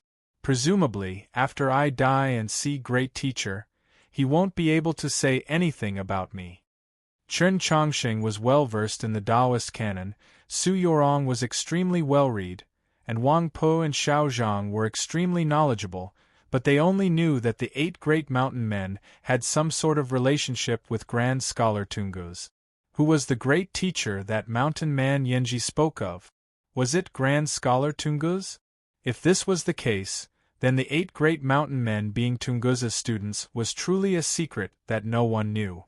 But why did he call Tunguz great teacher? Was it because Tunguz had the word great in his title? Or could it be that the 8 great mountain men had another young teacher? Chen Chongqing and the others thought of the other contents of the rumor, and their expressions flickered. In the most secretive of rumors, it was said that the appearance of the 8 great mountain men was also related to the Pope of that generation. Could it be that the Pope was also their teacher? Yes, we have 2 teachers. Mountain Man Yanji confirmed their conjecture. All cultivators knew of the relationship between the Pope and Grand Scholar Tunguz. From purification to star condensation, the countless rules and knowledge that the common people now took for granted came from the correspondence between these two.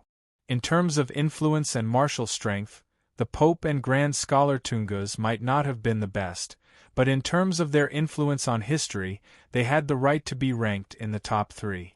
In terms of intelligence and knowledge, the two were far ahead of anyone else.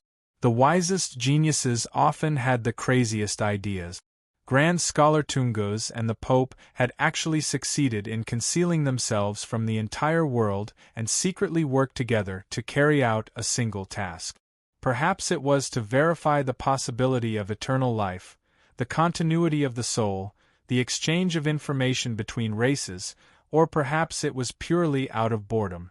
They created the 8 great mountain men. Many of the details of this process had already disappeared. The 8 great mountain men themselves did not know, but there was one thing that was certain. They were not demons, nor were they humans, nor were they mixed bloods like Qi Jian. Rather, they were a life form that existed between the two races, perhaps even above them. Every existence needed meaning, or perhaps it could be said that existences would actively seek out meaning and bestow it upon themselves. Grand Scholar Tungus and the Pope passed away one after the other. The 8 great mountain men left the orchard and came to the world. They began to ponder this matter. Given their intelligence, they could not guess at the true thoughts of their 2 teachers, much less touch upon the domains of eternal life and the soul.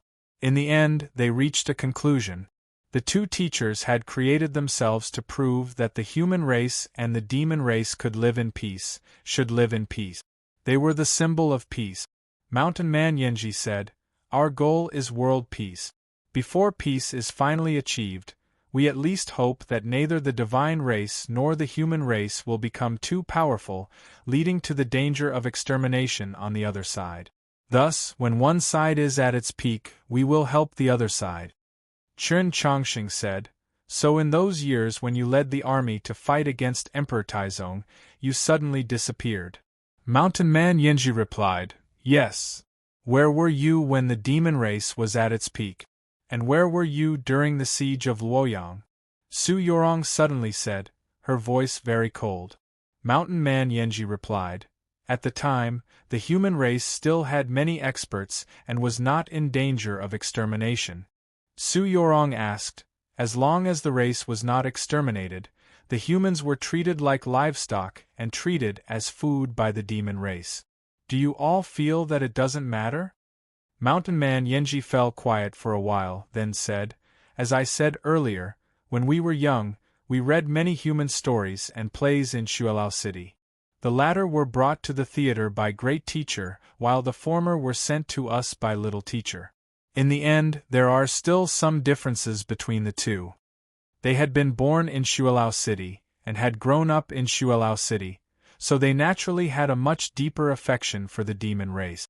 As time passed, their sense of belonging to the human race grew fainter and fainter, even though the human blood flowing through their veins would not grow fainter. So your existences have no meaning. In the eyes of the demon race, you are grass on the wall that swings with the wind.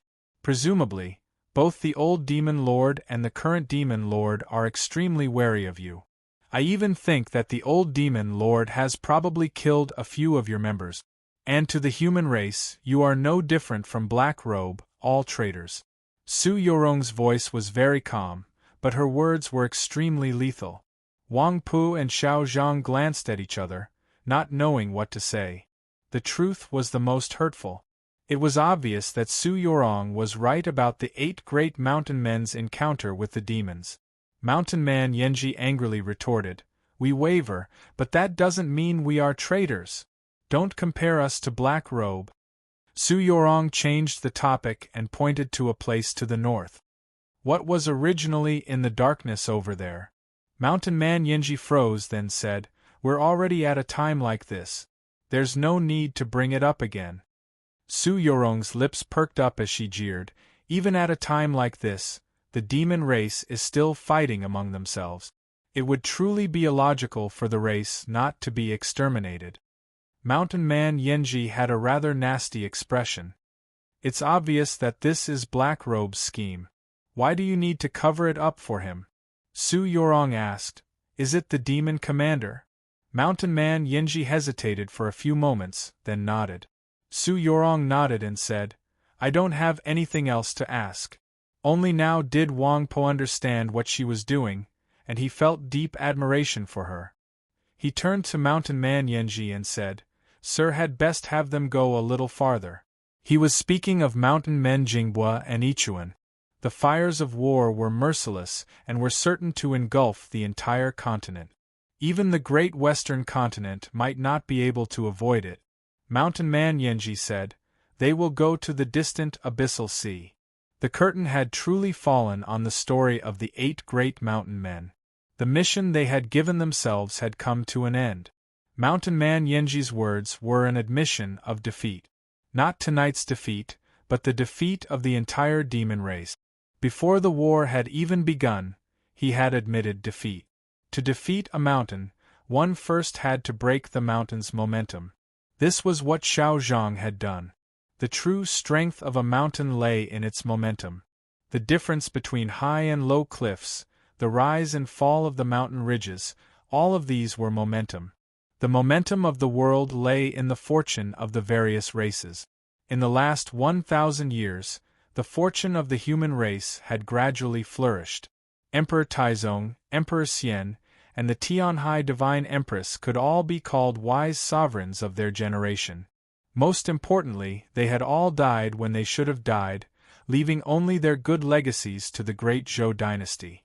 Like the alliance with the demi-human race, the construction of the 17 cities of Snowhold Pass and Blue Pass, the confluence of the north and south. The current emperor was still a wise sovereign. He did not leave the palace, but he was able to govern the world. For 10-some years the weather had been good, the rivers clear. Did he really think that the heavenly Tao was taking pity on him? Compared to the human race, the demon race's luck in the last 1,000 years had been extremely poor. The previous demon lord's abilities were also extremely perfect. He was a true lord of his generation, even worthy of being called grand. If he had died a little earlier, alas, this demon lord had lived for too long. He was older than Emperor Taizong, and he had even once called Emperor Taizu brother. But Emperor Taizu had died, Emperor Taizong had died, and Emperor Gaozong had died, but he had not died. He was still not willing to die. Only flowing water could not rot. The demon lord had ruled Xuelao City for too long, causing the entire demon race to become lifeless. Even more frightening was that the old demon lord's body was still alive, but his mind was gradually rotting. Perhaps because he had been facing death for too long, he had no mind for politics. He had spent the vast majority of his time and energy cultivating his demon body and soul. He wanted to cure his old injuries, wanted to enter the legendary Grand Freedom Realm, wanted to live forever. Thus, he had taken the risk of entering Mount Han and wanted to eat Chen Chongsheng. Thus, he had fallen into Shang Xingzhou's trap, engaged in a world-shaking battle with the White Emperor on the snowy plains, and was heavily injured. Thus, he had revealed a loophole, allowing Black Robe and the demon commander to work together to overthrow him, and then he had been forced into the abyss by his own son. In the end, he had died in the snowy mountains for no other reason than that he had wanted to live too much. It was still the same words as before. Unfortunately, it was truly a pity that he had died too late. If he had died a little earlier like Emperor Taizong, the upper echelons of the demon race would have been more naturally replaced. Even if they would still have weakened, the time for their revival would have come much earlier. In the end, it was all fate. This was the fate of the demon lord, the fate of the demon race. Tonight was the demon race's last chance. The 8 great mountain men had wanted to defy the heavens and change fate, but they had failed. Now, the situation of the world had been settled, the demon race gone. Woman, old man, oh old man! The starlight shone on mountain man Yenji's ghastly pale face. His lips were also white, and they trembled like piles of snow on the verge of collapsing. Destroy my Mount Yenji, and make me unable to smile. After saying this, he closed his eyes and died. To be continued. Chapter 88. With the descent of clear light, Su Yorong used the sacred light technique to treat Chen Chongsheng's wounds. Chen Chongsheng then used a needle to open Xiao Zhang's meridians and fed him a pill that could ease the blood and open the mind. Xiao Zhang did not thank him. On the contrary, he was very dissatisfied. What about the cinnabar pill? Why not give me a taste? The Li Palace priests led by Anhua and those fanatical believers had deliberately spread the word that the entire continent now knew of the cinnabar pill's origins and how it was made. This extremely precious and miraculous spirit pill was refined by His Holiness using his own sacred blood. Xiao Zhang also knew, but he didn't care. He thought, what's the big deal about eating a pill? Chen Chongqing explained. The bottle made a few days ago has already been sent to the Mount Song Army headquarters. If you want to eat it, you'll have to wait 10 some more days. The war had not yet begun, and Xiao Zhang was of great importance to the human race, so he did not care. But Su Yorong cared, perhaps because her heart ached for Chen Chongqing, or perhaps because the blood in Chen Chongqing's body was mixed with her blood and could not be separated. To put it another way, half of the cinnabar pill belonged to him, so half belonged to her.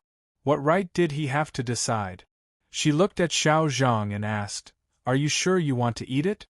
When he thought of her conversation with Mountain Man Yanji, Xiao Zhang suddenly felt a little cold.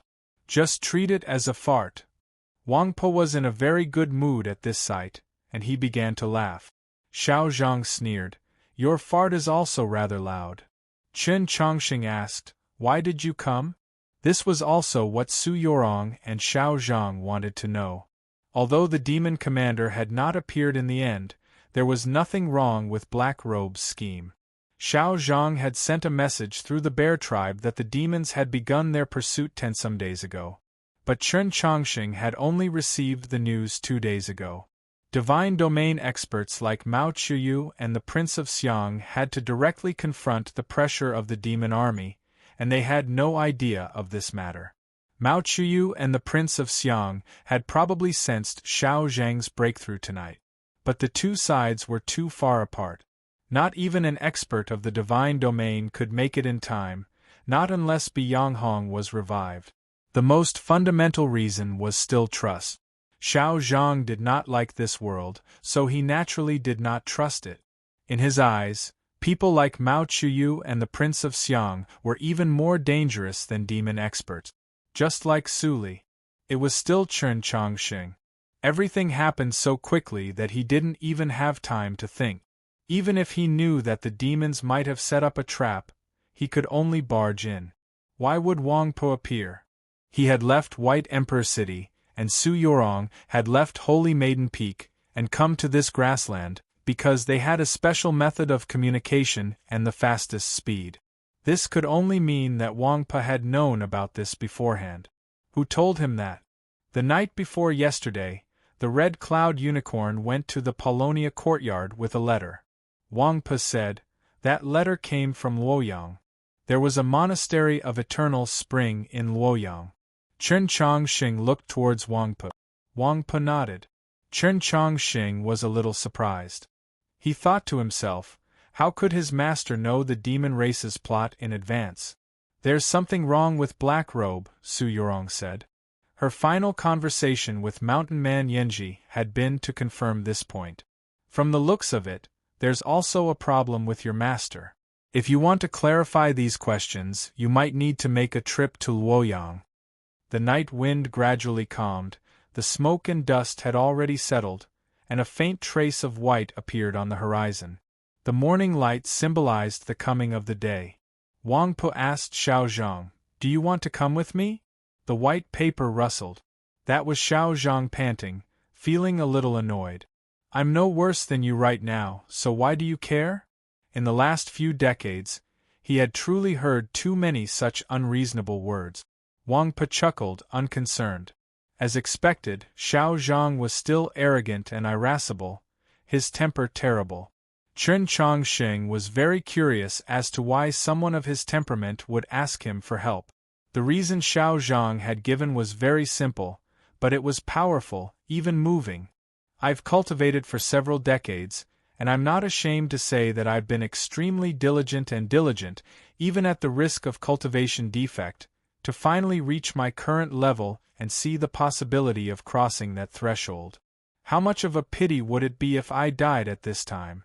Even if I have to die, I have to first go over and take a look at the scenery on that side.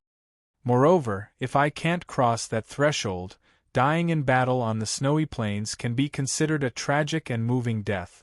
But the human race is on the verge of victory, and I'm on the verge of entering the divine domain. My body is useful, so how can I just casually die? I have to be more careful with my life. If he could cross that threshold, his once intense love and hate, his suspicion of the world, his pride, and his indulgence would have to be temporarily set aside. Because he needed to live for the sake of the human race.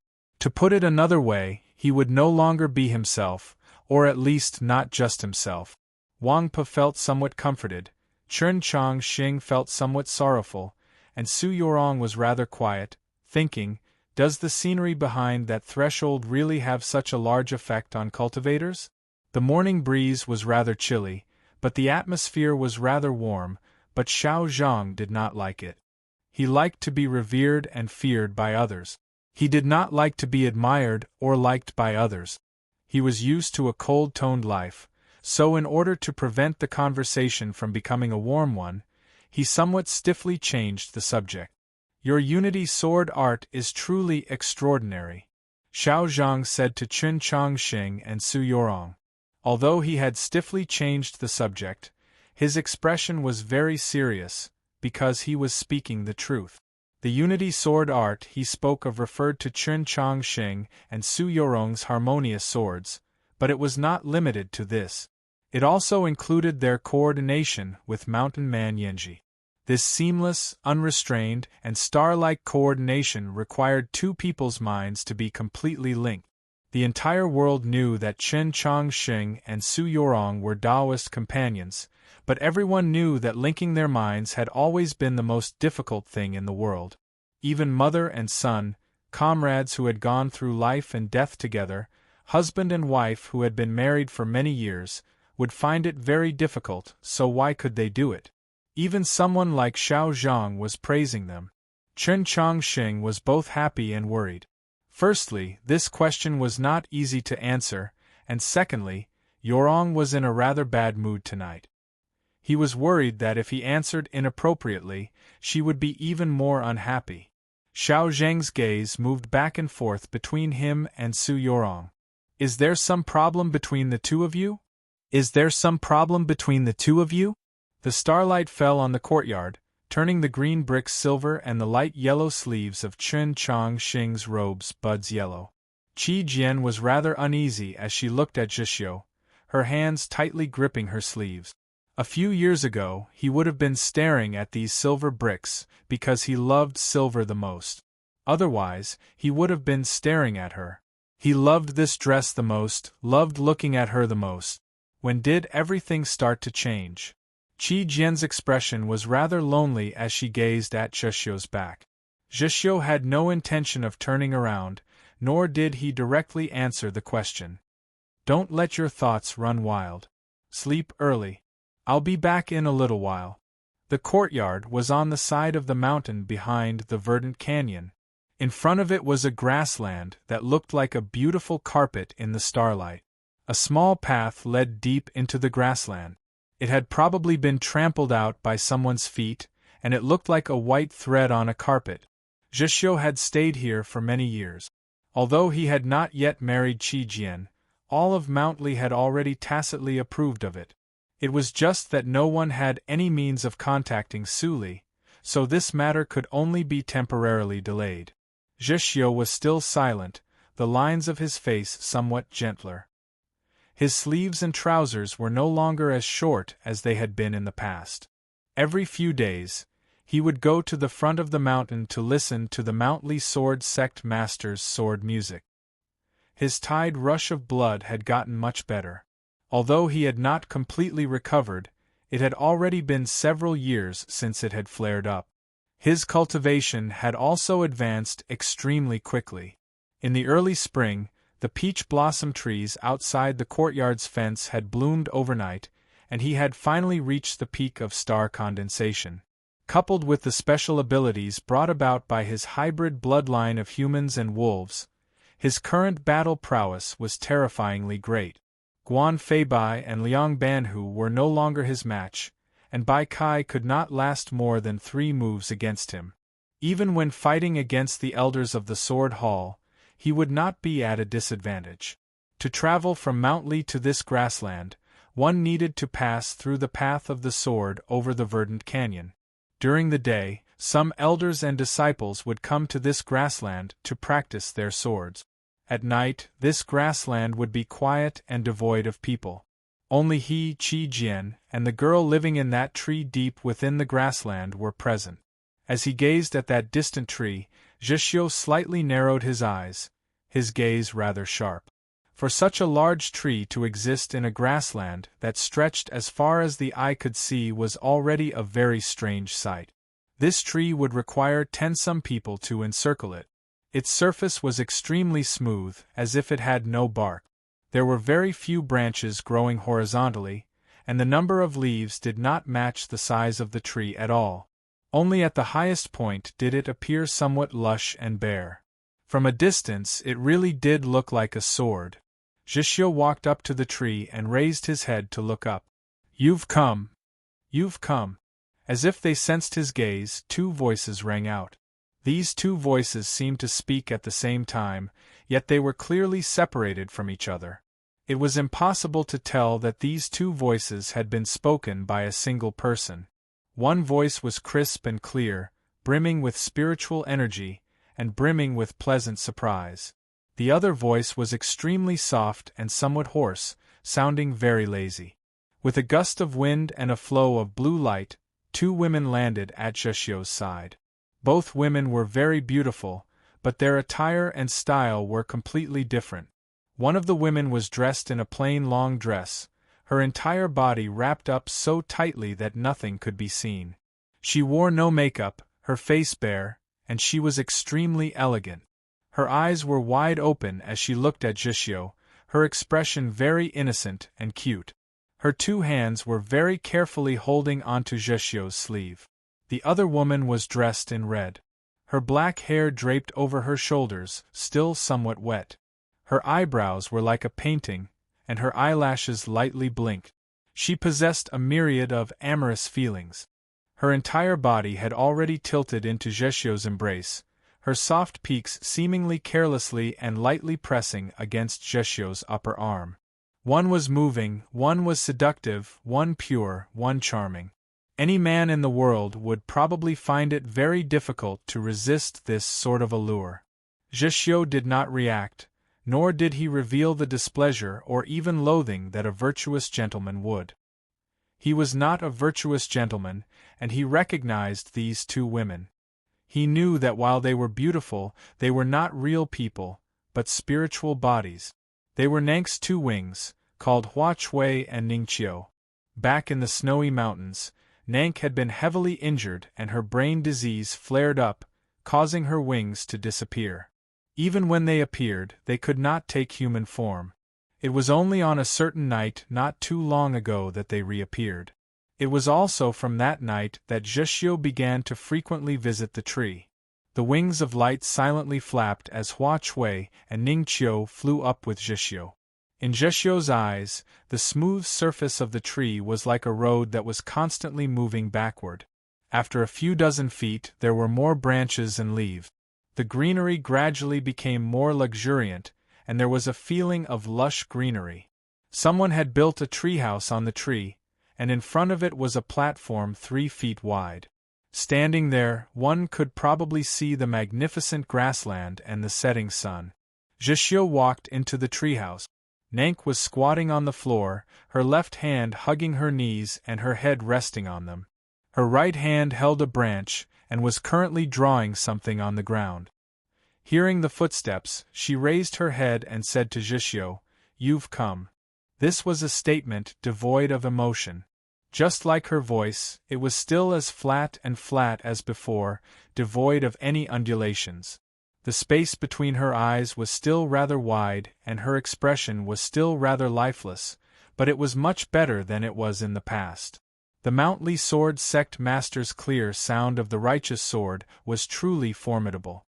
Other than Zhixiu's tide rush of blood, it was also extremely beneficial to her. Zhixiu did not exchange pleasantries with her. He directly asked, "Have you thought it over?"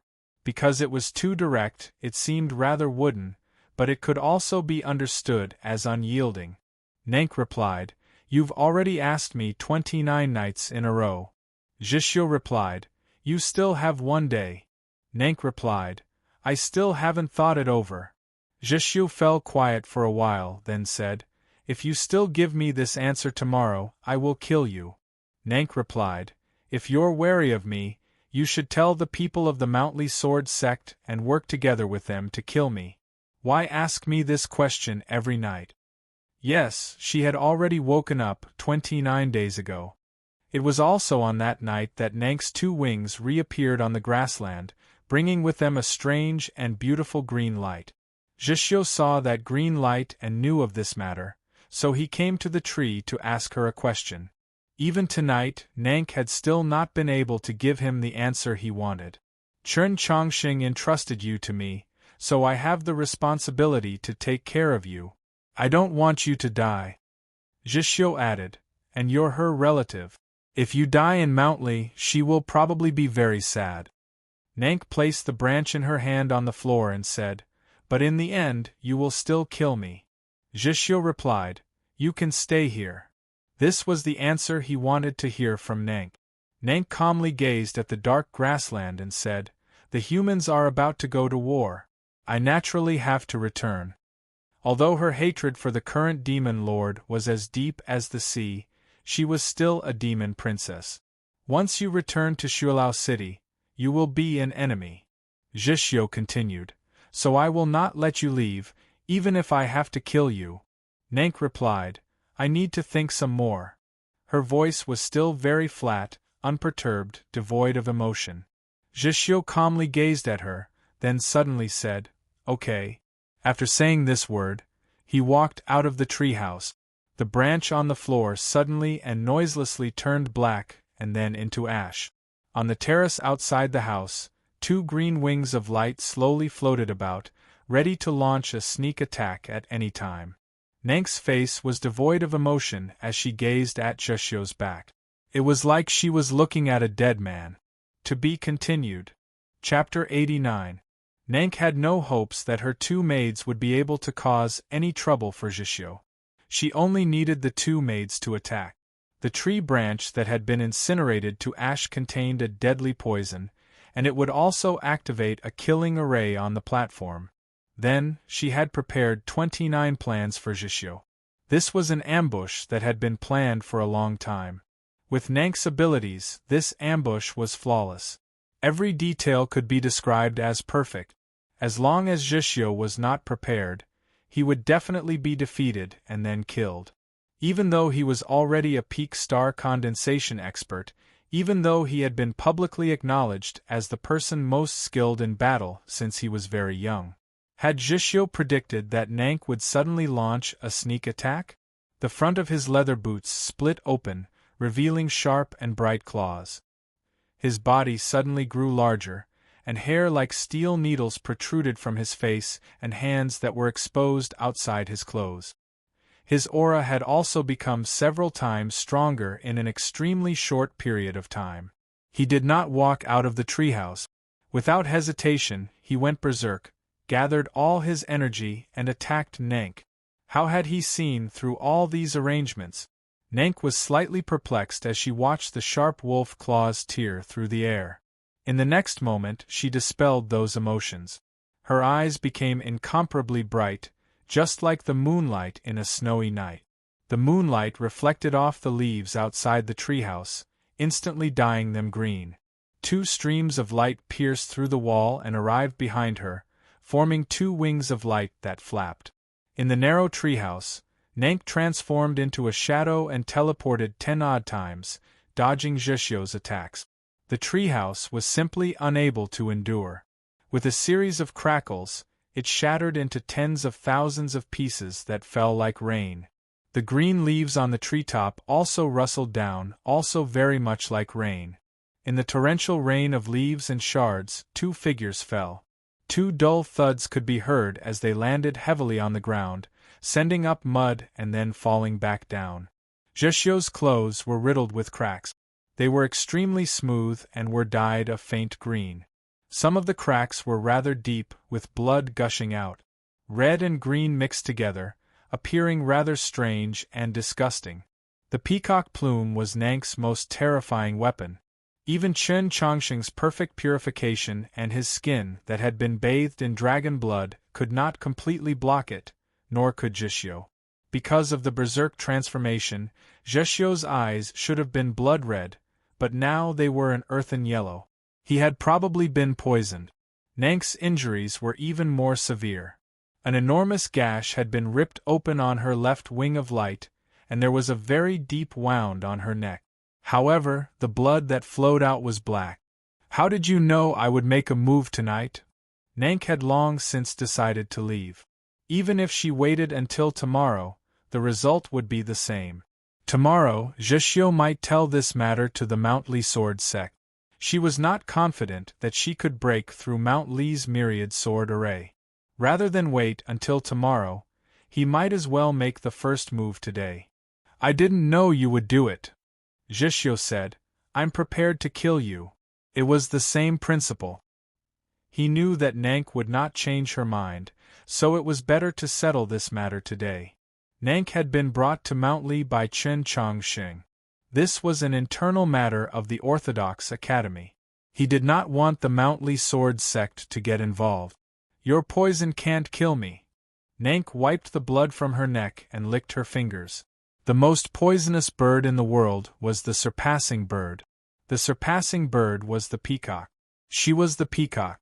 Zheshio replied, although your poison is formidable, it's still very difficult for it to kill me. In the garden of Zhou, he had been poisoned by Nank, blinded in both eyes, and carried Qi Jian on his back as he ran through the plains of the unsetting sun. After leaving the garden of Zhou, he was imprisoned in Zhou prison, but the poison was still not cured. It was only when Chen Chongqing and Tang 36 brought him back to the Orthodox Academy that it took a very long time for him to be cured. Nank's poison had remained in his body for a very long time, allowing him to develop a resistance to it. This was naturally related to the special structure of his body. Nank said, I didn't think that you would ambush me. Zheshio replied, I'm a hunter. When he was very young, he had been expelled from the wolf tribe and had to struggle for survival in the snowy plains, relying on hunting monsters and demons to survive. His goal in fighting was survival, and he was willing to use any means necessary. When he needed to kill his enemies, he would never be merciful. Nank thought for a while, then said, It's been too long. I've somewhat forgotten. Zheshio replied, Yes, we've lived here for too long. This was not the cruel and bloody snowy plains of the demon realm, where the moment one opened one's eyes, life and death, survival and survival. This was the warm and comfortable plains of the south. The sword glows of Mount Li were more for exploration, not slaughter. After living here for so many years, they had almost forgotten many things. Zheshio added, I'm very sorry. You are not willing to continue living here with us, and this is truly very regrettable. I have to kill you, and this is also very regrettable. The peacock plume glowing with a dark green light was about to clash with the sharp wolf claws once more. A sword glow came from the west and blocked their path. The sword intent was not awe-inspiring, but it was as calm as water, soft but difficult to break and unending. What followed was a lazy voice. This being the case, what need is there for so many regrets? Zheshio and Nank were both heavily injured, but there were not many people that could block both of them at the same time. The Mount Li sword sect had many experts, but they could only find 8 or 9 people, and the only one with such a lazy voice was Qiushan Jun Go Hanshi had come, Liang Banhu Guan Feibai Bai Kai and Qi Jian had also come. She looked sadly at Nank and said, Little aunt, can't you just stay? I was born there, grew up there. I walked there, I flew there, and I was only 2 streets away from the moon. Nank said, Now, that place is about to be destroyed by you humans, so I have to do something for it. The wind rustled the leaves on the ground, but it was particularly quiet. After some time, Qiushan Jun's voice rang out. Take care, I won't send you off. Nank was not surprised, nor did she thank him. She said to Qiushan Jun, Go Hanshi, and the others, all of you will go there, so we will meet again. That place was naturally Shuelao City. In the last few years, they had been companions that roasted meat, sang, danced, and sparred with the sword around the campfire, but when they met again, they would be mortal enemies. This was something worth sighing over, but why did it also feel so uninteresting? Seeing that stream of light disappear into the darkness, Qiushan sighed. Out of the corner of his eye, he saw Zheshio's expression and could not help but frown. In his opinion, this brother-in-law of his was good in every other aspect, but his temperament was a little too cold. Chen Chongqing's letter says that if Nank insists on leaving, don't stop her. Go Hanshi explained. He didn't say how he knew Nank had woken up. In his view, Nank was the trouble that Chen Chongqing had brought to Mountly. Since Chen Chongqing had made the arrangements, Zheshio had no reason to object. Do you want to guess how many black-armored cavalrymen Nank will poison to death? Zheshio did not think this way, and was even very dissatisfied with Chen Chongqing. You and Chen Chongqing want to show courage, breadth of mind, friendship. In my eyes, it's all stupid. Guan Feibai sneered. What do you know? You know nothing about the war. Zheshio expressionlessly said, then turned and left. Qi Jian chased after him. To be continued. Chapter 90. Just what was war? Many of the Mountly disciples had once served on the front lines and participated in the war against the demons. But in terms of understanding of war, no one present could compare to Zheshio. Guan Feibai and the others turned to Qiushan. Whether it was in cultivation or in life, whenever they encountered a difficult question, they would seek eldest brother's guidance. This was a habit they had developed over the years. Qiushan said, Don't look at me. I also don't know, and I don't intend to know. Guan Feibai and the others were rather surprised, but Go Hanshi was shocked, because he understood the meaning hidden in these words. Before Nank left, she had said that they would meet again there. Could it be that senior brother does not intend to go there? The morning light gradually brightened, revealing the true appearance of the grassland. The mountain range had left a wound on its surface that was several dozen li long, a rather spectacular sight to behold. The massive paper kite rode the morning wind into the distance. It was a mystery where it had been hidden last night or how it had been taken out. The white crane was very curious. It flapped its wings and followed the kite for 10 some li. Only when Xiao Zhang, tied to the kite, could no longer endure the awkwardness of being stared at and began cursing did Su Yorong call it back. Wang Po also prepared to leave, not chatting too much with Chen Chongqing. He was as straightforward as Xiao Zhang, because everyone knew that they would meet again very soon. He had left the Red Cloud Qilin behind, but he did not say whether it was his idea or the idea of that person in Luoyang. Chen Chongqing guessed that it was the latter. The spring sun was warm and the grass grew extremely quickly. As Chen Chongqing and Su Yorong walked deeper into the grassland, they discovered a few traces left behind by the elves. In the garden of Zhou, he had believed her to be an elf girl bent on restoring her country. Later on, when he returned the swords of the garden of Zhou to the sects of the world, the Pope had asked him what reward he wanted. One of his conditions was that he wanted this grassland, with the intention of helping her fulfill her final wish. Later on, he realized that this was a misunderstanding, and he also knew that the elves had moved to the great western continent and had no intention of returning to the eastern continent. This grassland became his and Su Yorong's property.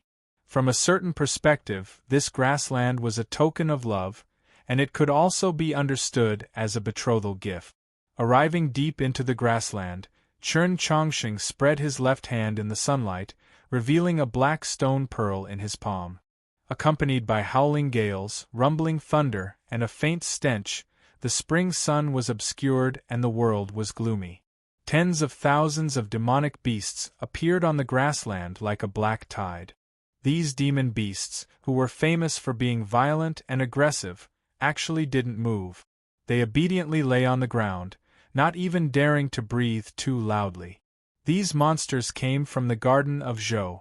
According to the agreement Chen Chongqing had made with the monsters, those that were willing to leave the Garden of Zhou were now being sent to the plains of the elf race. The number of monsters that were willing to leave made up roughly a third of the monsters in the Garden of Zhou. The monster bull and mountain-toppling fiend did not come out. They were already used to life in the plains of the unsetting sun, and they had seen the cruelty of the real world several centuries ago, so they were not curious. The earth monkey had come out again. It knelt at the very front of the monster horde, the position closest to Chen Chongsheng. It incessantly kissed the dirt at his feet. "Remember not to leave this grassland," Chen Chongsheng said to the earth monkey. This was also part of the agreement. The grassland that had once belonged to the elf race was extremely vast, and there were even 2 long mountain ranges on its borders. If not for the unbearable winter and the heavy fiendish qi, it would have never been so desolate. But to these monsters, these were all difficulties that could be overcome. Have you ever thought about what sort of trouble will appear when the monsters multiply and their numbers continue to increase? Su Yorong gazed at the scattered monsters, a complicated expression in her eyes. That's a matter for several thousand years from now. There's no need to consider a problem so far in the future. Chen Chongsheng thought it over, then added, I probably won't be able to live until then. Su Yorong replied, It's precisely because you'll already be dead by then that we need to consider this problem. Besides you, these monsters won't listen to the orders of any other human. Chen Chongsheng sighed, These words are truly too reasonable. Su Yorong added, If these monsters are used to fight against the wolf cavalry of the demon race, they should be extremely useful. Chen Chongsheng had nothing to say to the previous question. He was rather emotional, but he wanted to seriously answer this question. This is a war between us and the demons. There's no reason for them to participate. It's very dangerous. Su Yorong asked, Shouldn't we use all our strength in a war against the demons? Chen Chongsheng replied, I don't think so. It's fine as long as we do our best. Last night, Mountain Man Yanji had stopped Mountain Men Jinghua and Ichuan from taking revenge for him and had them leave on their own. He had done his best for the demons, and after death, he would have the face to see his teacher, so there was no need for him to do anything more. Chen Chongsheng had never thought about whether he would have the face to see his martial uncle and Archbishop Mei Lisha after death. He only needed to consider whether his actions could convince himself, because he cultivated the Tao of following his heart. In the end, he came to a conclusion very similar to Mountain Man Yanji's. It was fine as long as he did his best. As long as he truly did his best, his heart would be at ease. What was doing his best? He could give up his life for it, but he didn't need to give up anything more. Like changing the way he interacted with the world. This was even more important than living. Su Yorong thought for a while, then said, Even if you really think this, you shouldn't say it. He was the Pope of the human race. His every word and action would have a massive influence on those zealous believers, and could even affect the course of this war. Chen Chongsheng understood what she meant and sighed. I'll only say it in front of all of you. As his status and reputation grew, there were many things that were inconvenient for him to do. For instance, he could no longer sit with Tang 36 on the great banyan tree and pluck out the bark to knock out those fat carps in the lake. He could have Xianyuan Pa stew them for an hour with ginger and green peppers, and then finally throw in 10 blue lobsters to feast on. It was written very clearly in the rules of the Orthodox Academy that fishing, smashing fish, and any other form of harming fish were strictly forbidden. Su Moyu enforced these rules with extreme strictness, and crucially, there were so many teachers and students watching. 10 blue lobsters was far too extravagant. Tang 36 could eat them, but he, the Pope, could not. Su Yorong knew who he meant by all of you. Besides her, there were those people in the Orthodox Academy. Even if some of them had already left the Orthodox Academy and returned to White Emperor City or Mountly. They were also Chen Chongsheng's most trusted and closest people. Tang 36 will probably only feel that it's a pity that these monsters can't be used to their full potential, but Zhishio will definitely be furious. In that wolf cub's view, anything that can help kill an enemy should be done. Your actions seem benevolent, magnanimous, and broad-minded, but in truth, they're just stupid. Su Yorong's face was brimming with ridicule. It was still as beautiful as a painting. Perhaps. Chen Chongqing bitterly smiled. I feel like you also think this way. Su Yorong ignored him and turned to walk out. Chen Chongqing suddenly thought of something and called the earth monkey back to say a few words. The wolf tribe currently lived in the northeast corner of the plains. Although they were still very far away, he was worried that the two sides would meet in the future, so he gave them a few words of warning. Zhixiu had used money to buy that plane from him. 3 years ago, when they were all celebrating the new year at Mount Li, Zhixiu had suddenly made this request. It was truly rather shocking. Chen Chongqing was naturally unwilling to accept money, but Zhixiu was very insistent. He took out all the money he had accumulated over the years. Although it was not enough to buy a plane, it was still a considerable sum. Even Tang 36 clicked his tongue in wonder. It was only then that everyone learned that Zhixiu had been expelled from the tribe by the Council of Elders when he was very young, but many of the women and friends of the tribe had been secretly helping him. He wanted to repay this kindness, wanted to move the tribe out of the bitter cold of the snowy plains to a better place. In the past few years, he had lived extremely frugally, desperately killing enemies in exchange for military merit, all for the sake of saving enough money. Now that he had finally done it, how could those old fellows in the Council of Elders dare to show him any disrespect? In the grand examination, Tang 36 had used half a roast chicken to bribe Zhixiu. In the following battle, Zhixiu had battled Go Hanshi, who was 1 cultivation level higher than him, until the heavens and earth darkened. He had played a crucial role in Chen Chongqing's final victory, but he had also paid an extremely heavy price. When he was carried out, his entire body was covered in blood. But when everyone was incomparably moved, he was only thinking of one thing: more money.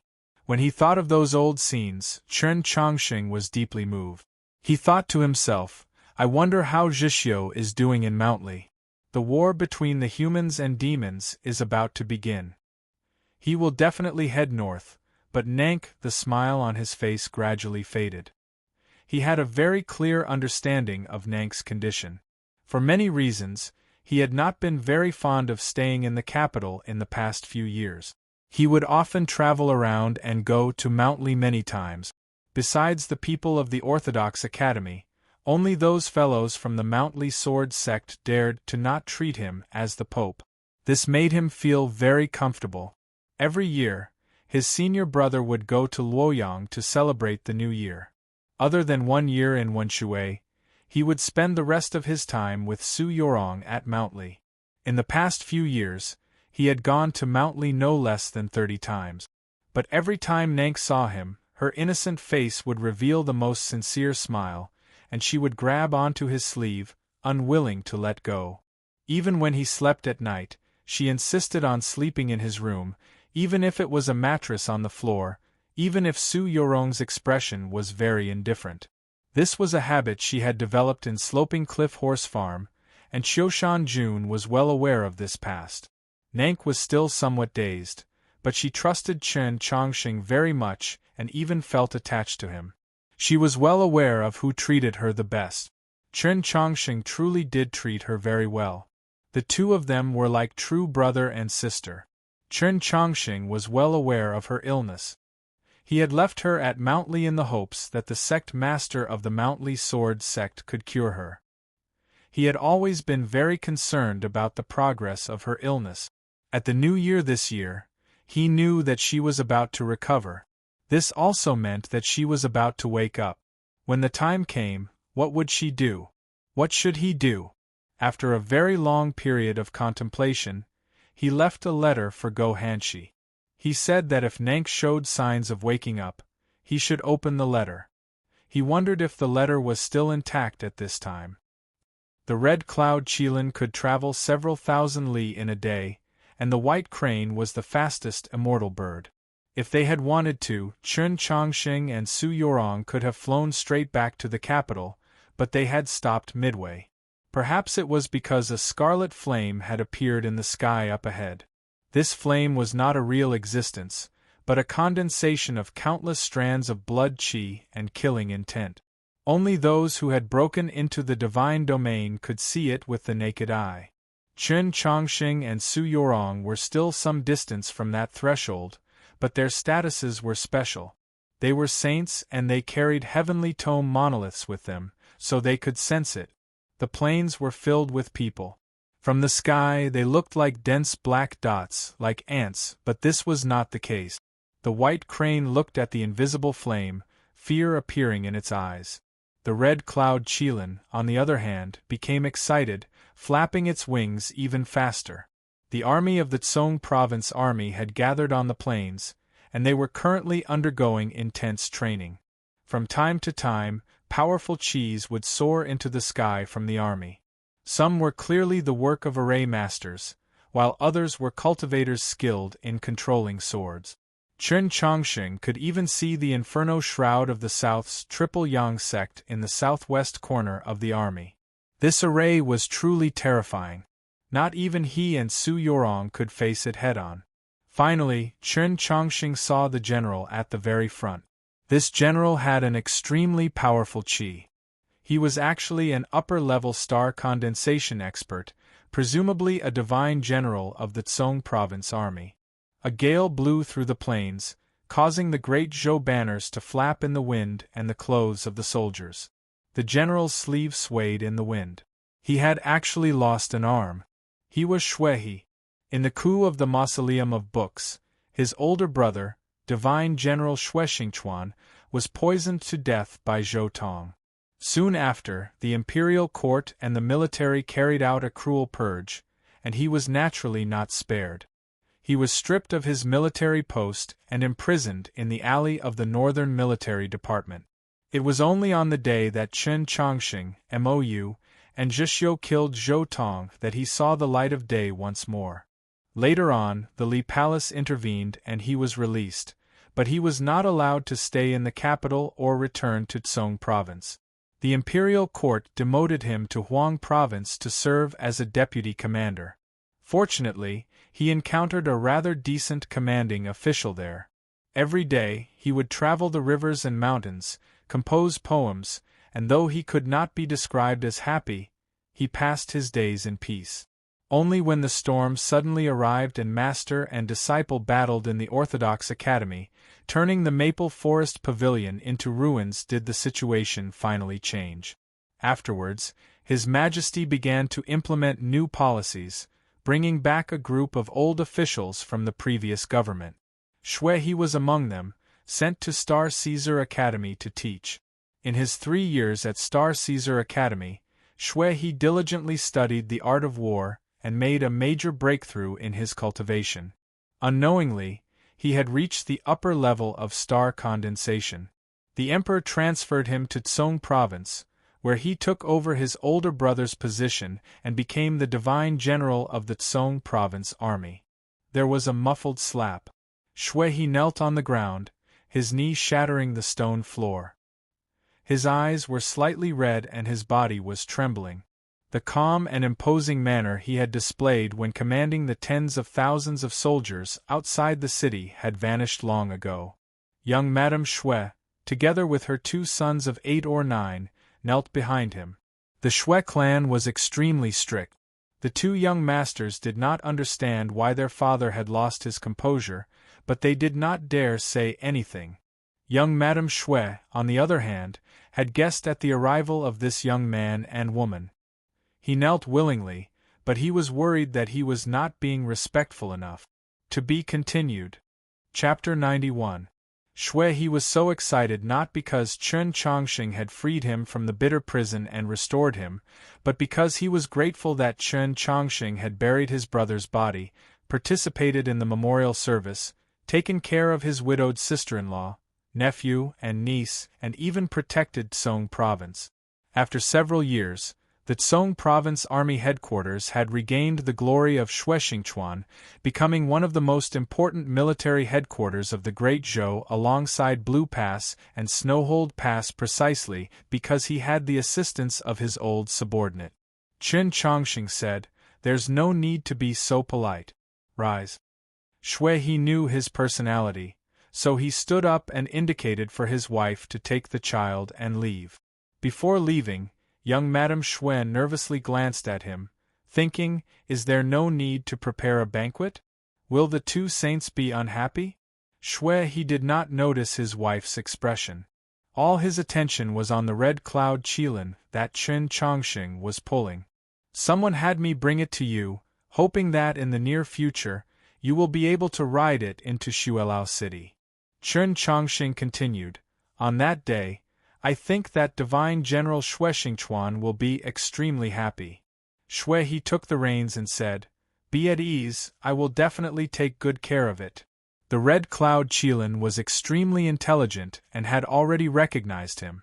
It lowered its head and lightly touched his cheek. Shui he was rather moved, but when he thought about how His Majesty had probably asked the Pope to bring the red cloud qilin, he also felt rather uneasy. He seriously said to Chen Chongqing, I only know that His Majesty bestowed it to me. There was only one meaning to this sentence, and that was loyalty. This was also why he had his family appear and kowtow to Chen Chongqing. Although it was the emperor who had appointed him as the divine general of the Tsong province army headquarters, he was keenly aware of who the true benefactor of the Shui clan was. The Shui clan was Chen Chongqing's followers.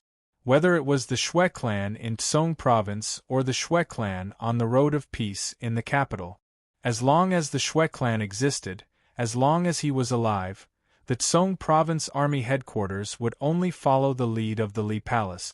Even if the imperial court and the orthodoxy once more came into conflict, he would unhesitatingly lead his tens of thousands of soldiers to stand behind Chen Chongqing. Although it seemed that His Majesty and the Pope had a deep affection for each other, that such a thing was simply impossible, who could say what would happen in the future?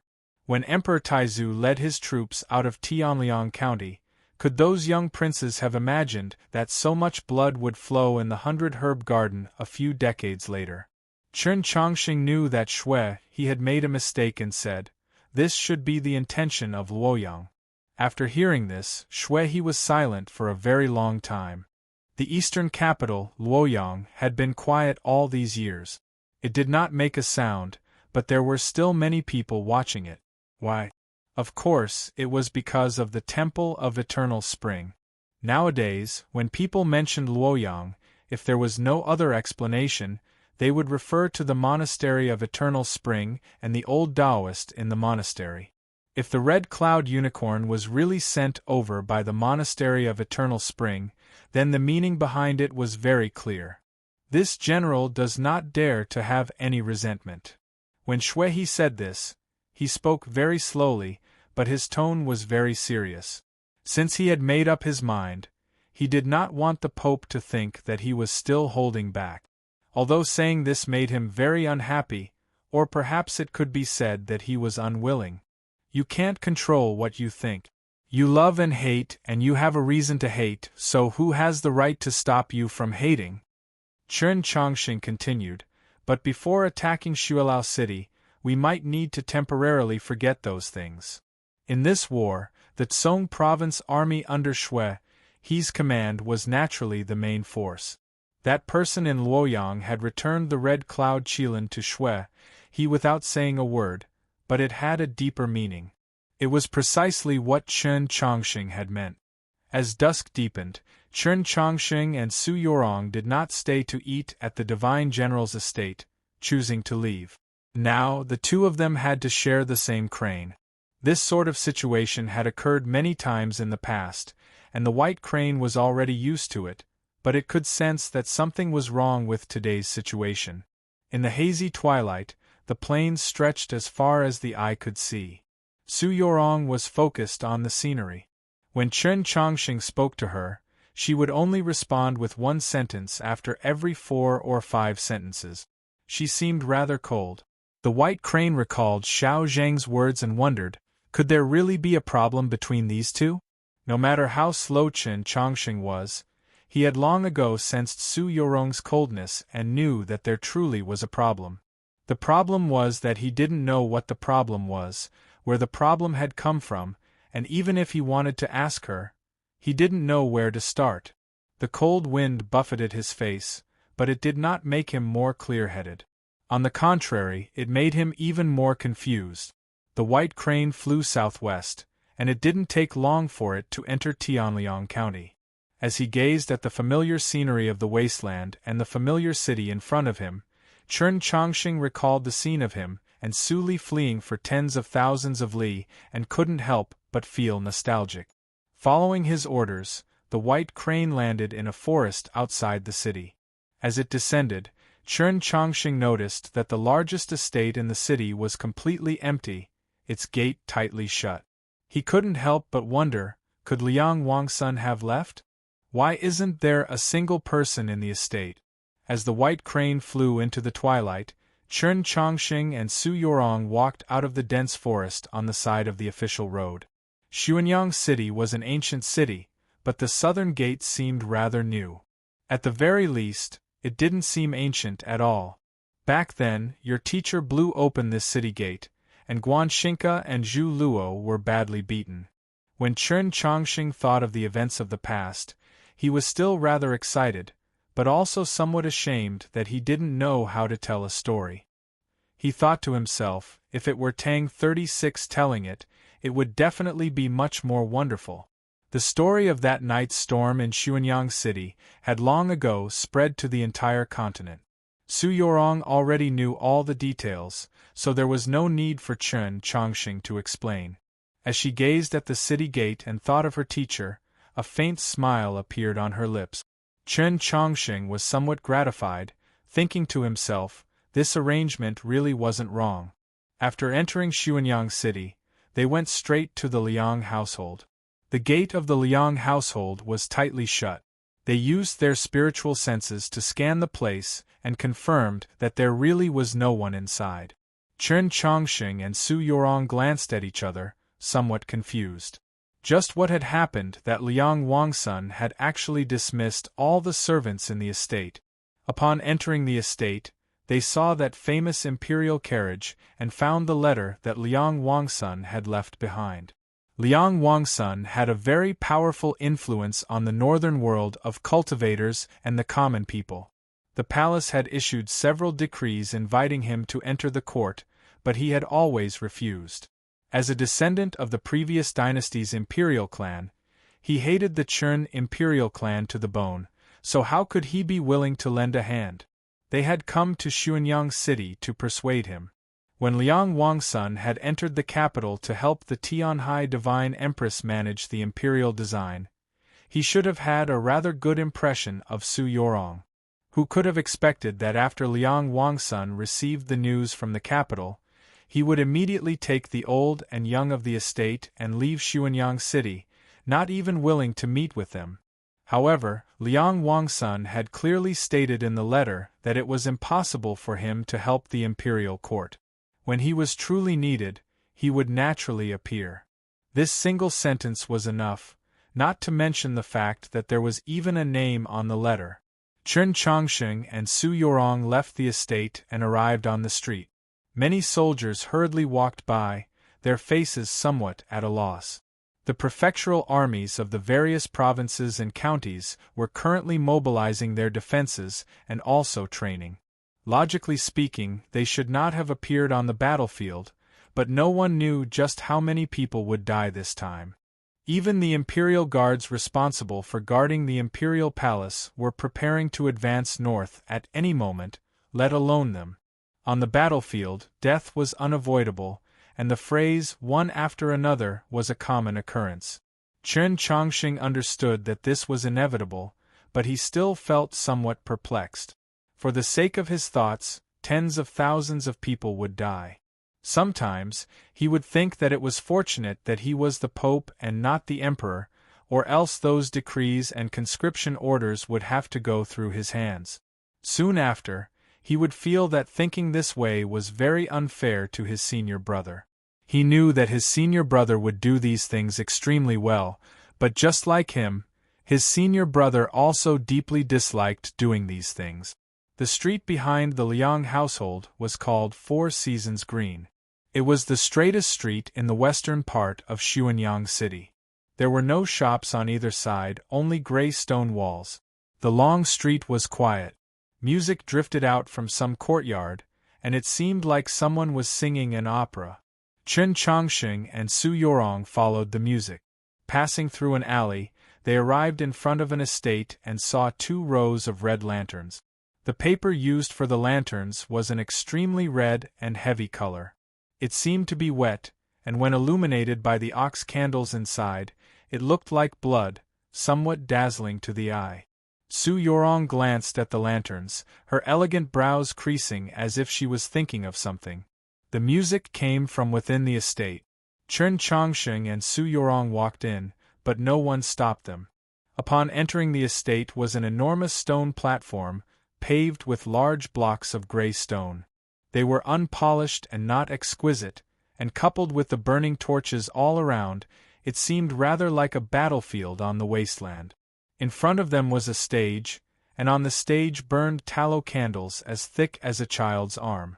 The flames illuminated the white paper-covered back wall, making it seem like daytime.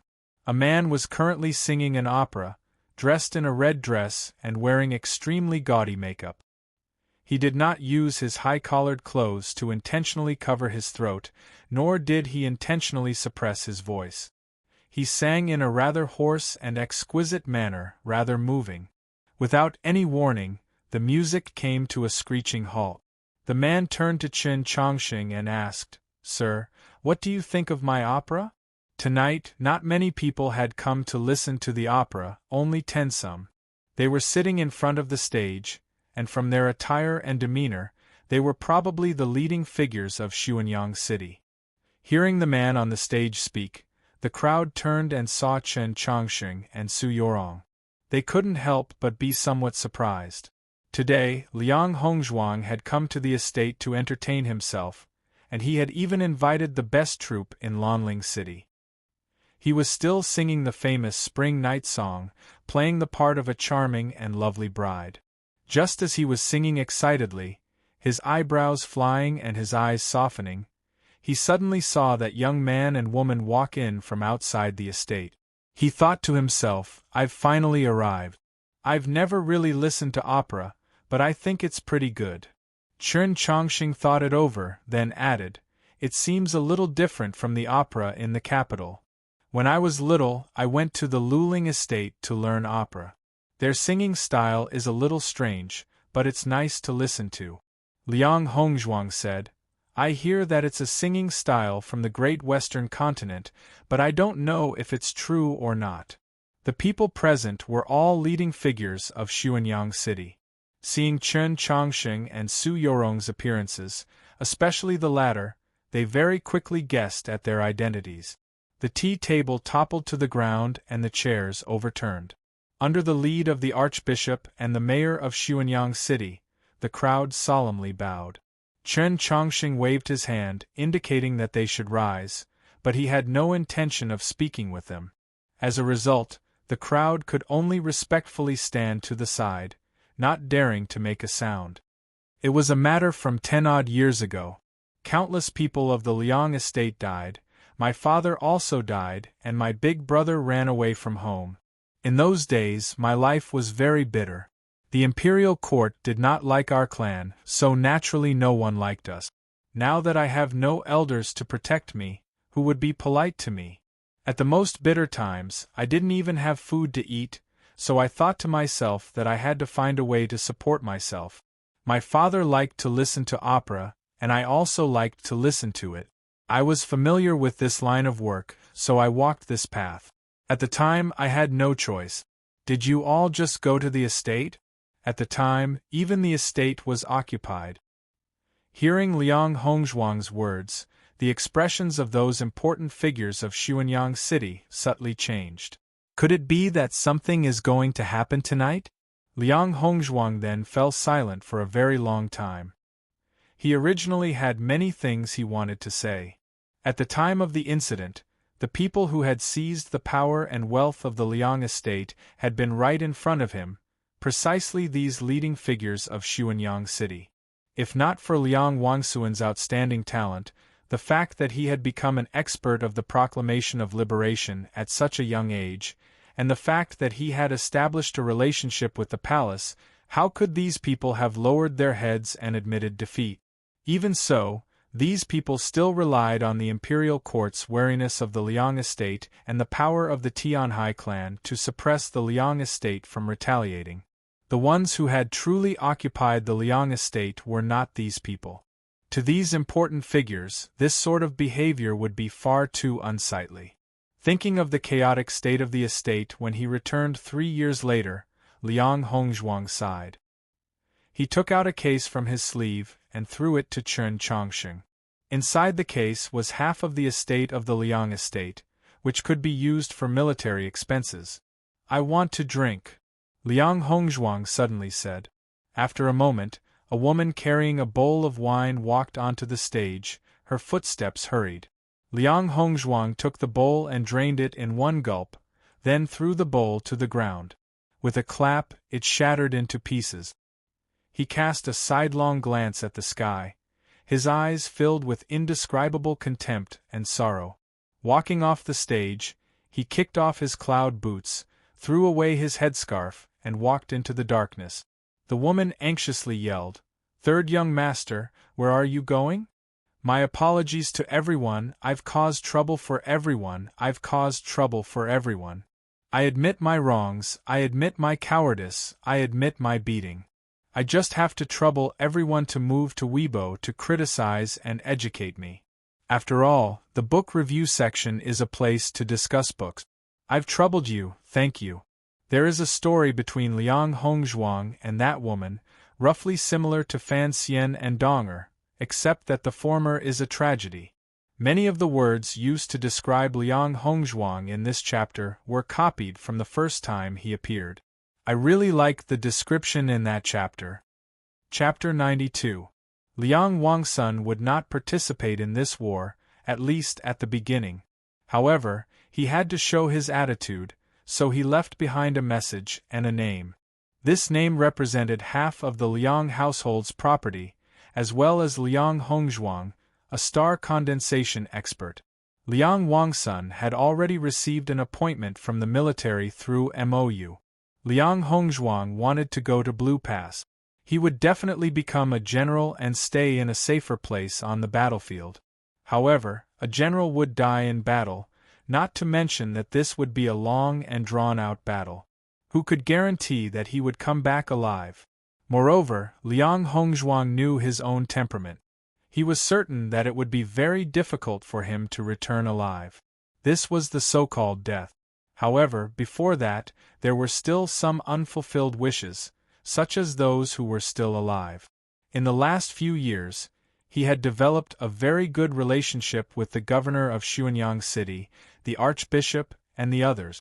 Although his relationship with Liang Wangsun was very ordinary, he was still a member of the Liang household, so the important figures of Xuanyang City had to give him some face. All of this was for today.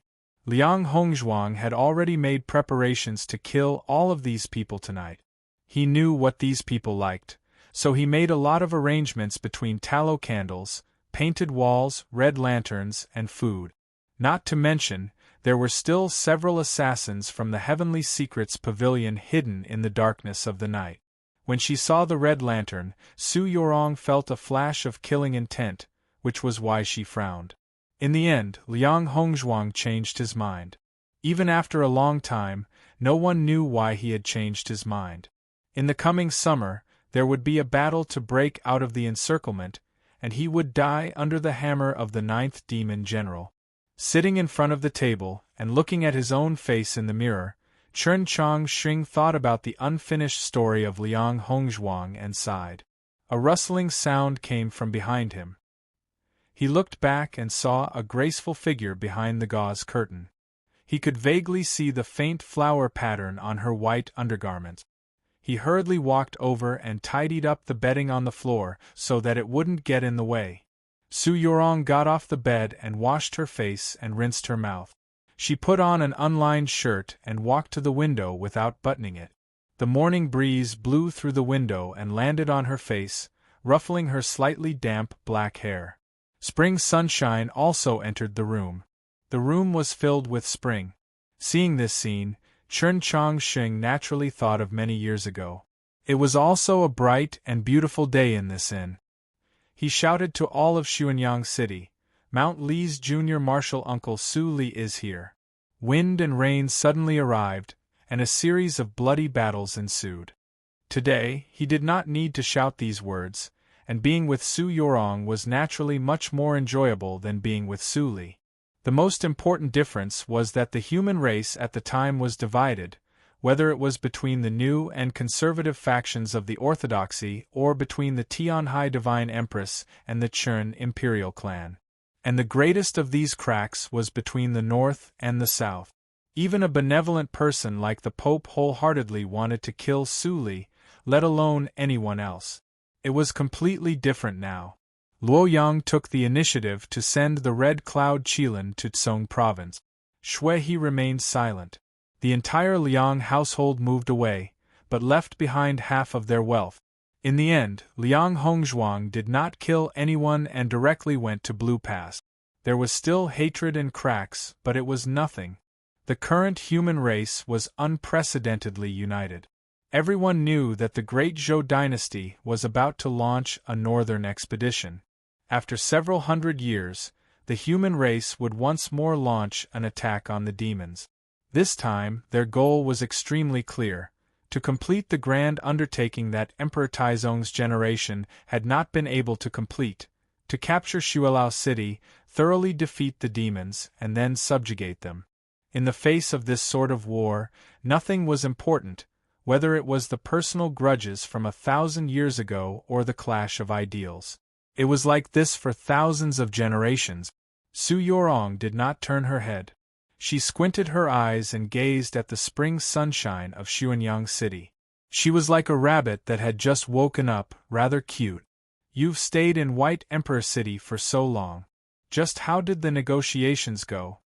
Last year, on the winter solstice, the Orthodoxy's diplomatic mission had left the capital and traveled tens of thousands of li to the demi-human domain. Pope Chen Chongqing had been in the convoy. Only the day before yesterday, when spring had already arrived and Xiao Zhang was about to return, did Chen Chongqing ride the white crane and leave. 100 days had passed. Chen Chongqing said, "Although there are precedents for everything, it's still been several hundred years.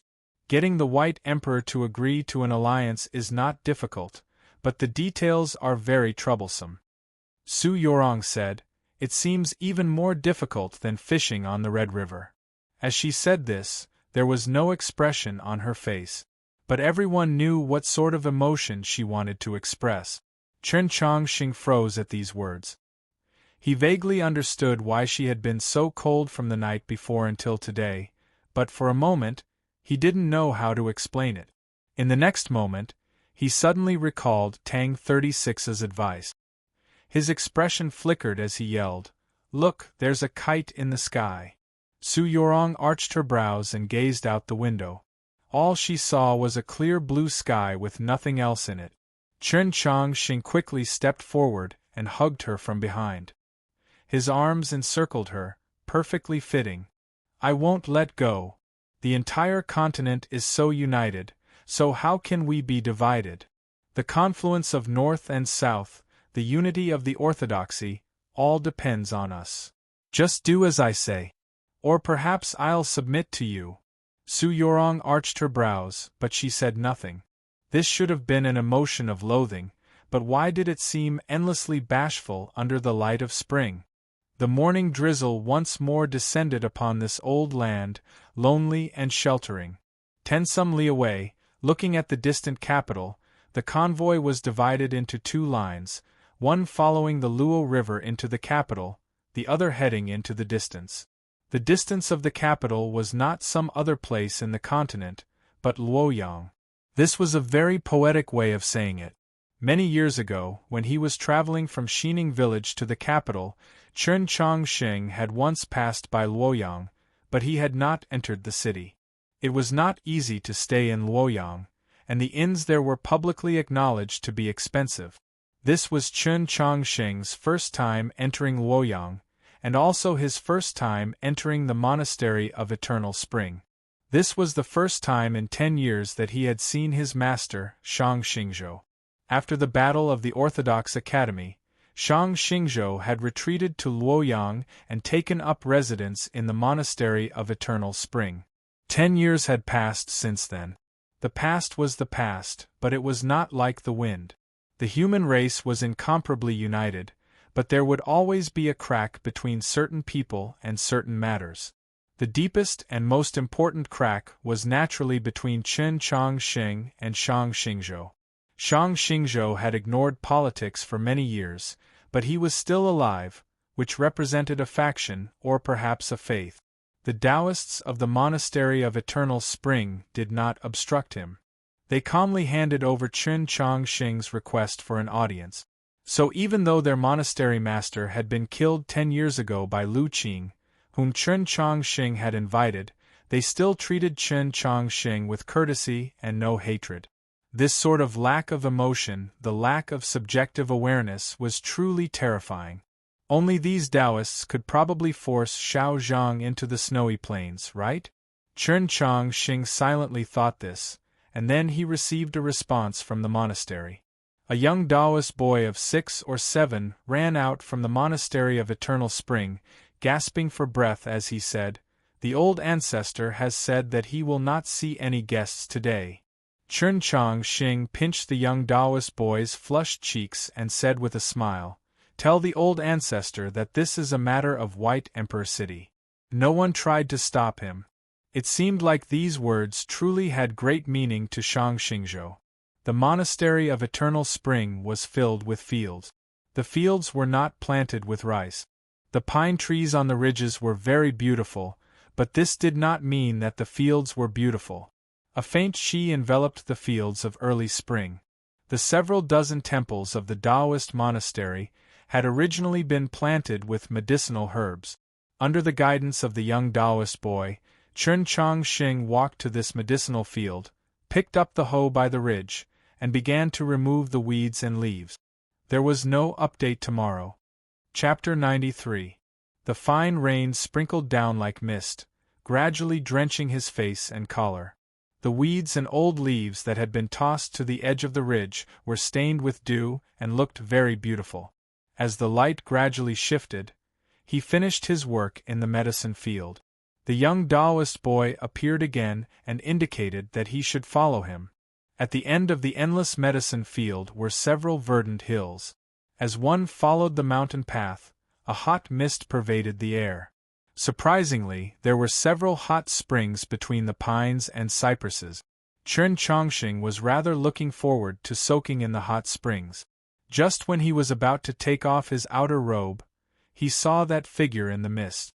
In the hot and humid mist, the pines and cypresses still maintained their vigor, but the ones with the most vigor were the strange moss growing in the rocks around the hot springs. This moss was somewhat yellow, or more accurately, golden. It was the extremely rare gold coin hide recorded in the pharmacopoeia. The figure in the mist was currently collecting the gold coin hide, extremely cautious and focused. A gust of wind blew some of the mist away from the pines and cypresses, revealing the scene on the cliff. This person was bent over, still giving off the impression of being tall and straight. His hair was already white, but it was still combed neatly, just like it had been in the past. Chen Chongqing bowed and then stood to the side.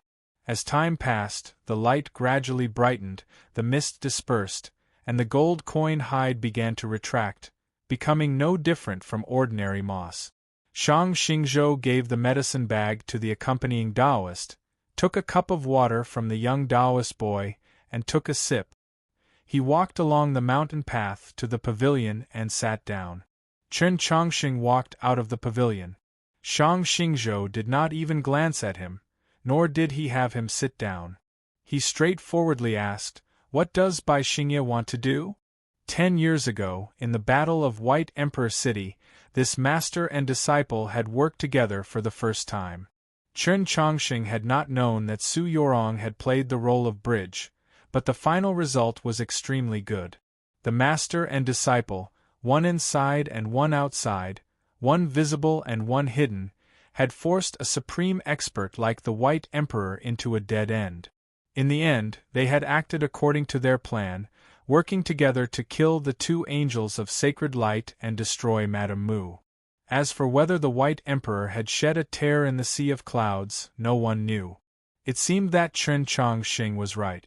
Since Shang Xingzhou cared the most about the northern expedition, then he must be very concerned about the alliance between the human race and the Yao race. Chen Chongqing said, "The White Emperor still doesn't want to put in too much effort, or perhaps he doesn't have any sincerity in cooperating with us. I'm more worried about what will happen in the future." The negotiations and specific matters between the two sides were handled by the officials of the imperial court and the bishop of the Li Palace. But from certain details, it could be seen that the White Emperor truly did not have much interest in this war, or perhaps it could be described as disdainful. With his connection to Luoluo, he had a better grasp of the situation. The current demon race was a little weak. If Emperor Bai had not taken advantage of the situation to exterminate the elephant race, things might have been better. The experts of the senior generation of the demi-human race, including Xiaoda, had yet to see any signs of breaking through. Compared to the human race, they were far too lacking. For at least 3 years, the demon clan would only have one sanctuary expert, Emperor Bai. His safety was far too important to the demi-human race, so he would never leave White Emperor City, would never stray far from the protection of the Red River Array. Moreover, if the demon race helped the human race defeat the devil race, what benefits would it bring to them? The problem was that the human race was so powerful that the demi-human race could not refuse the Alliance's request to send troops. If Chen Chongqing were the White Emperor, he would not know how to deal with the current situation. In truth, there had always been an extremely simple solution to this problem. In the last 10 years, this idea had spread more and more, gaining the support of more and more people. The 800 li of the Red River, the 30,000 li of mountains and rivers, the demi-human people are all waiting for you to marry their princess, and the entire court supports you. Just what are you hesitating for? Shang Xingzhou asked. Chen Chongqing wanted to say something, but hesitated. Shang Xingzhou said, "It's not like there's no precedent for a secondary wife." Chen Chongqing shook his head. Shang Xingzhou was not surprised by his answer or the speed with which it was given. "Correct, there's no need to do this, and besides, this matter is not as important as people think." Chen Chongqing was rather confused at these words, thinking, isn't the alliance with the demi-human race the most important thing? In the past, Taizong fought the strong as the weak, so he needed to unite all the strength that could be united, but there's no need now. The confluence of the North and South is something that must be done, because we are fellow citizens. And whether the demi-human race is willing to serve us or not, it's just a side issue. In the end, we still have to rely on ourselves to do things. We are strong enough, so why should we care about other things? Shang Xingzhou's words were for Chen Chongqing, as well as for all the people of the great Zhou dynasty. The Monastery of Eternal Spring had always maintained contact with the imperial palace, and His Majesty would often come to Luoyang to celebrate the New Year, but it was said that Shang Xingzhou had never once said a word or two about the affairs of the court. To put it another way, this was the first time in 10 years that Shang Xingzhou had spoken on worldly matters. His meaning was crystal clear. He had to take a tough stance against the demi-human race. Even if White Emperor City was unwilling to send troops, this war could not possibly stop. Chen Chongqing raised the most important question. Why did Sir write a letter to Wang Pu and have him receive us? How did Sir know that this was a scheme laid down by Black Robe and the 8 great mountain men? Shang Xingzhou replied, "Black Robe deliberately let me know." Chen Chongqing was so shocked that he couldn't speak. Just what is going on here? Is this another internal conflict among the demons? Black Robe and the demon commander want to use the hands of human experts to completely erase all traces of the Grand Scholar's lineage? But when he thought about it, the demons were already in such a perilous moment, so how could Black Robe be so unwise? Not even Shang Xingzhou could be sure of the true answer. Was it because she was still a human? Or had Wang Jitze gone to Shuilao City? Chen Chongqing awoke from his shock and asked, "Just who is Black Robe?" In the end, Shang Xingzhou did not answer this question. Chen Chongqing was taken away by the young Taoist boy and taken up residence in a small courtyard on the side. After eating a simple meal, he received a box. "This is what the ancestor wanted you to give me?" he asked the young Taoist boy in shock. The young Taoist boy forcefully nodded and then ran out of the courtyard, his little arms swinging, looking extremely cute. Chen Chongqing was truly flabbergasted. In his memory, he had never received anything from his master. Those two rare items would, many years later, prove to be nothing more than sad foreshadowing. He nervously opened the box and realized that there were two very exquisite magical artifacts inside. Based on the material, they seemed to be primarily bronze. After studying them for some time, he finally understood that these were two communication magical artifacts made from the shards of the clear sky mirror. Using the innate divine abilities of the clear sky mirror, one could communicate with each other in real time over long distances. This was truly an extraordinary item, completely worthy of being placed on the new tier of legendary weapons.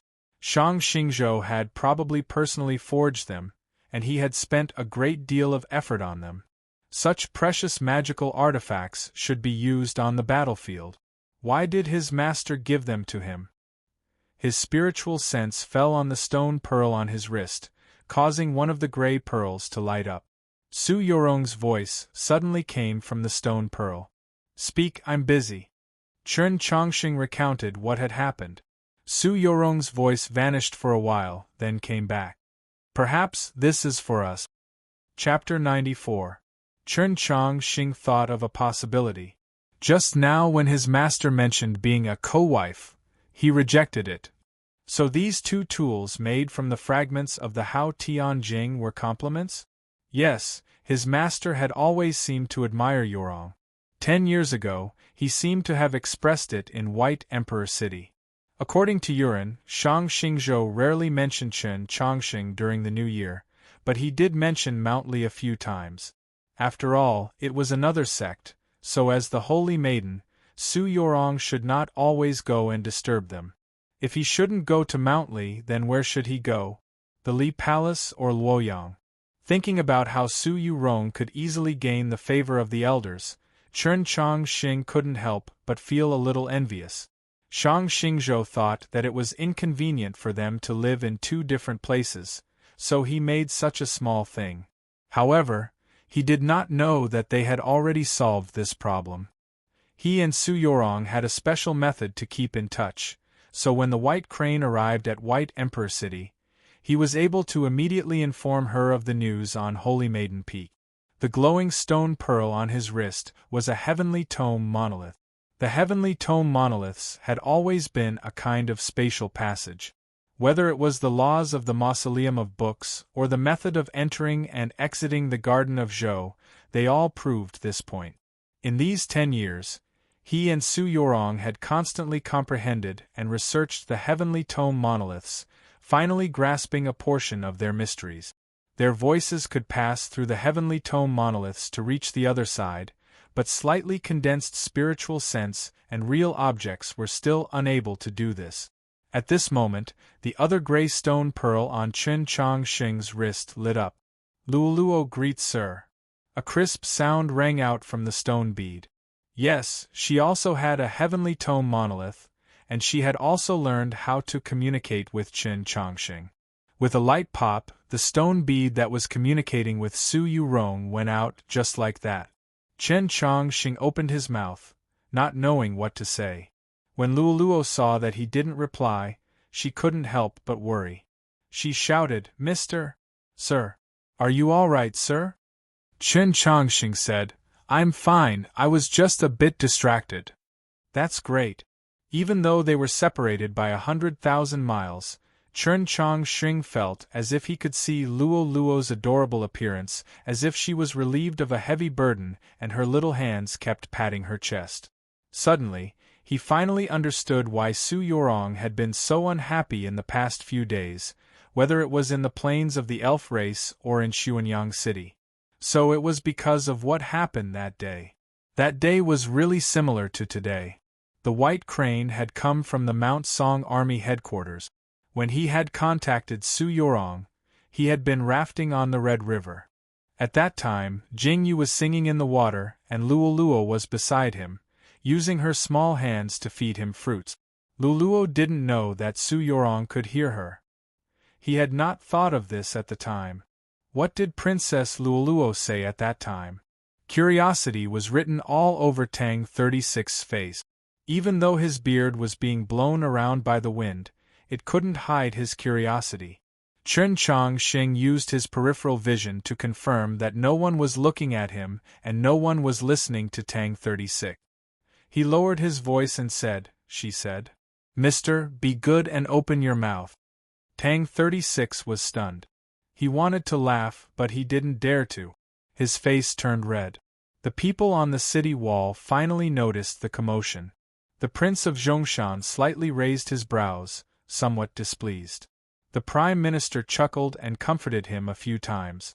Linghai Jiwang and Daoist Siyuan glanced at each other and pretended not to see. Archbishop Enlin, who had just returned from the Bear tribe, smiled wryly and did not say anything. This was Xuanyang City. All the important figures were on the city wall.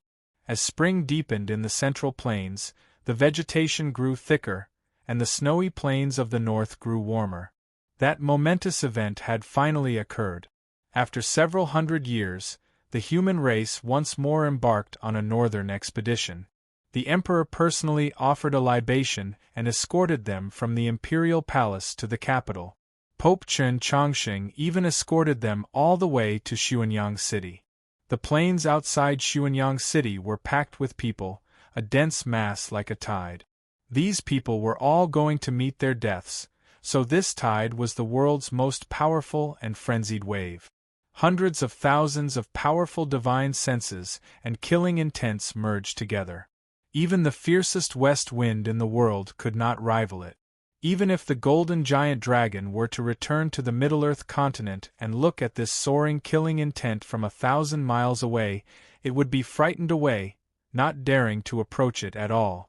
More than 10,000 orthodoxy cavalry, 60,000 black-armored cavalry, and an even greater number of ordinary soldiers. 6 prefects of the Li Palace, 23 divine generals of the Great Zhou, 3,000 priests, all the elites of South Stream Temple, the disciples of Mount Li's Sword Hall, and the experts of the various sects and sects, the guardians and experts of the various great clans, and there was also Wang Po, Xiao Zhang, Huai Ren, the Mount Li sect master, Mao Qiyu, and the Prince of Xiang. All these experts of the divine domain were ready to act at any time. In terms of momentum, this was no less than the northern expedition. Hundreds of thousands of soldiers set off one after another, setting off on their journey. The wilderness outside the city gradually quietened down, and the atmosphere became more and more somber. No one laughed anymore, and no one paid attention to what had happened earlier. Tang 36 turned to the mountains to the west and frowned. "I didn't expect the Prince of Xiang to be willing to follow the left army." Xuanyang City was the place where 10,000 arrows were fired. It was very important and required an expert of the divine domain to hold down the fort. Chao Yunping had a good relationship with everyone, and his personality was straightforward and amiable. He was deeply trusted by everyone, so in the end, he was chosen. In the last few years, the Prince of Xiang had spent the vast majority of his time in Blue Pass, keeping an extremely low profile. This was naturally not because of his son, Prince Chun Lu, who had been left behind in the capital as a hostage, but because of the current situation. Everyone had believed that he would assuredly jump out and fight for this position, but to their surprise, he remained silent. If it were the Prince of Zhongshan, it would have been very easy to understand. This violent prince, for the sake of the pride of the Churn imperial clan, would assuredly lead his army to charge at the very front. There are still many unexpected things. For instance, you actually grew a beard. Chun Chongqing looked at Tang 36's face and shook his head. He still felt very unused to it. Tang 36 said, "My elegance is even greater than it was in the past, so I grew a beard to conceal it. I also wanted to reduce the number of romantic debt." In the last few years, his personality had truly become much more composed, and he rarely cursed in front of others, but he was still as narcissistic as before. It could not be said that he was completely narcissistic. His words were still somewhat true and somewhat helpless. The old lady of the Mutuo clan had fallen seriously ill last year. After she recovered, she had seen through the affairs of the world, but she was still worried about her most beloved granddaughter, so she personally went to Wenshui and lived in the Tang clan's old estate. After shamelessly pestering for 3 months, she wanted to marry into the Tang clan, forcing Tang 36 to not dare return home or stay in the Orthodox Academy. In the end, he and Su Moyu returned to Shiling's 10,000 Years Pavilion to celebrate the new year. Chun Chongqing asked, "I hear that the young lady is extremely beautiful?" Tang 36 replied, "The Mutuo clan has always had many beauties, but am I one of those shallow people who only look at appearances?" Chun Chongqing said, "Yorong knows that young lady and says that she has an extremely good personality and is a straightforward person. You should at least meet her." Tang 36 sneered, "I dare to bet that these weren't her exact words." Chun Chongqing froze, then said, "Her exact words were that you weren't worthy of that young lady." Tang 36 was furious and left with a flick of his sleeve. He descended from the wall, took the reins, mounted his horse, and rode north. In this entire process, he did not even glance at Chun Chongqing. "Come back alive!" Chun Chongqing yelled. Countless gazes fell on him, but he seemed to be completely unaware. Tang 36 waved his hand, but did not turn around. Chapter 95. Tang 36 came online. Of course, he wasn't going to be the vanguard, because he didn't have the ability, and no one would agree. In this battle, his role was to be the commander of the army provisions. More accurately, he was Jin Yulu's assistant. Although Chun Chongqing's trip to White Emperor City didn't achieve what the humans wanted, it at least freed Jin Yulu from his vegetable garden. This legendary demon general would continue to play the important role he once played hundreds of years ago.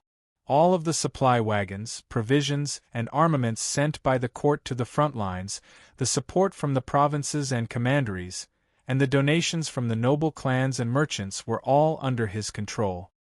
His deputy's position was also extremely important. Logically speaking, Tang 36's qualifications were not enough.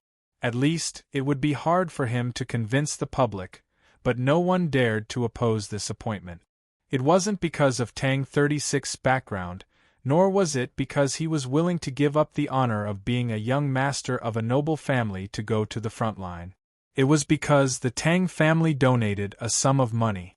Liang Wangsun donated half of his family's property to the army, and the Wenshui Tangs also donated half of their family's property. It was the same half of the Tang family's assets, but only when they saw it with their own eyes did they understand how terrifying the Tang family was. Half of the Tang family's assets was a terrifying number. The experienced and knowledgeable officials of the Ministry of Revenue were shocked speechless when they saw the accounts brought in by a dozen carriages. The entire continent knew that the Tang family was the wealthiest family in the world. They had deep foundations and accumulated wealth. But this time, the world knew that the Tang family was actually this rich. The saying that one's wealth could rival a country was indeed true. The Tang old master was truly an extraordinary person. If one's wealth could rival a country, he would often become the enemy of the entire country. This was a law that was difficult to escape, and it was the source of many tragedies. After the details of this matter were spread, many people wondered if the Tang family didn't want to offend the imperial court, so they used this method to reduce the court's hostility. Half of the Tang family's assets were indeed a lot.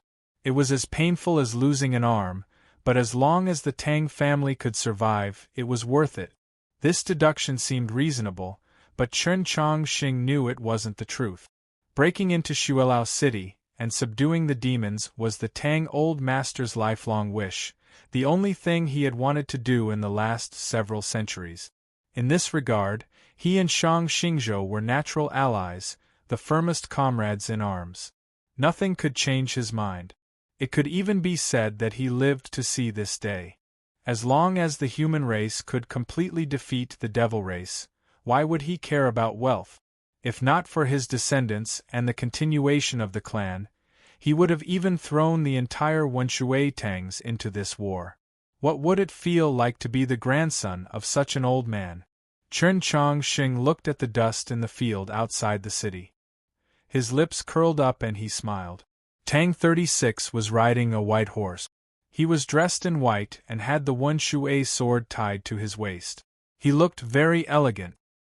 He didn't say anything to Chen Chongqing, nor did he tell him to take care, because this battle was certain to be won. Just as Mountain Man Yanji had said, the general trend had been formed. The demon race was doomed.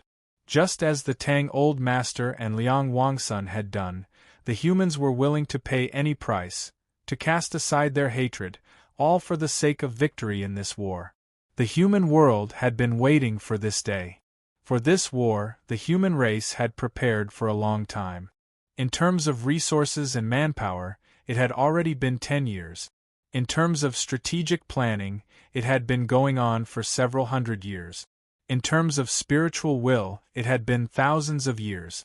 Countless sages, countless martyrs, regardless of which emperor or which pope, everything they had done had been for the sake of this day. The undercurrent had been surging for countless days, and as the situation changed, it had finally become a spring tide.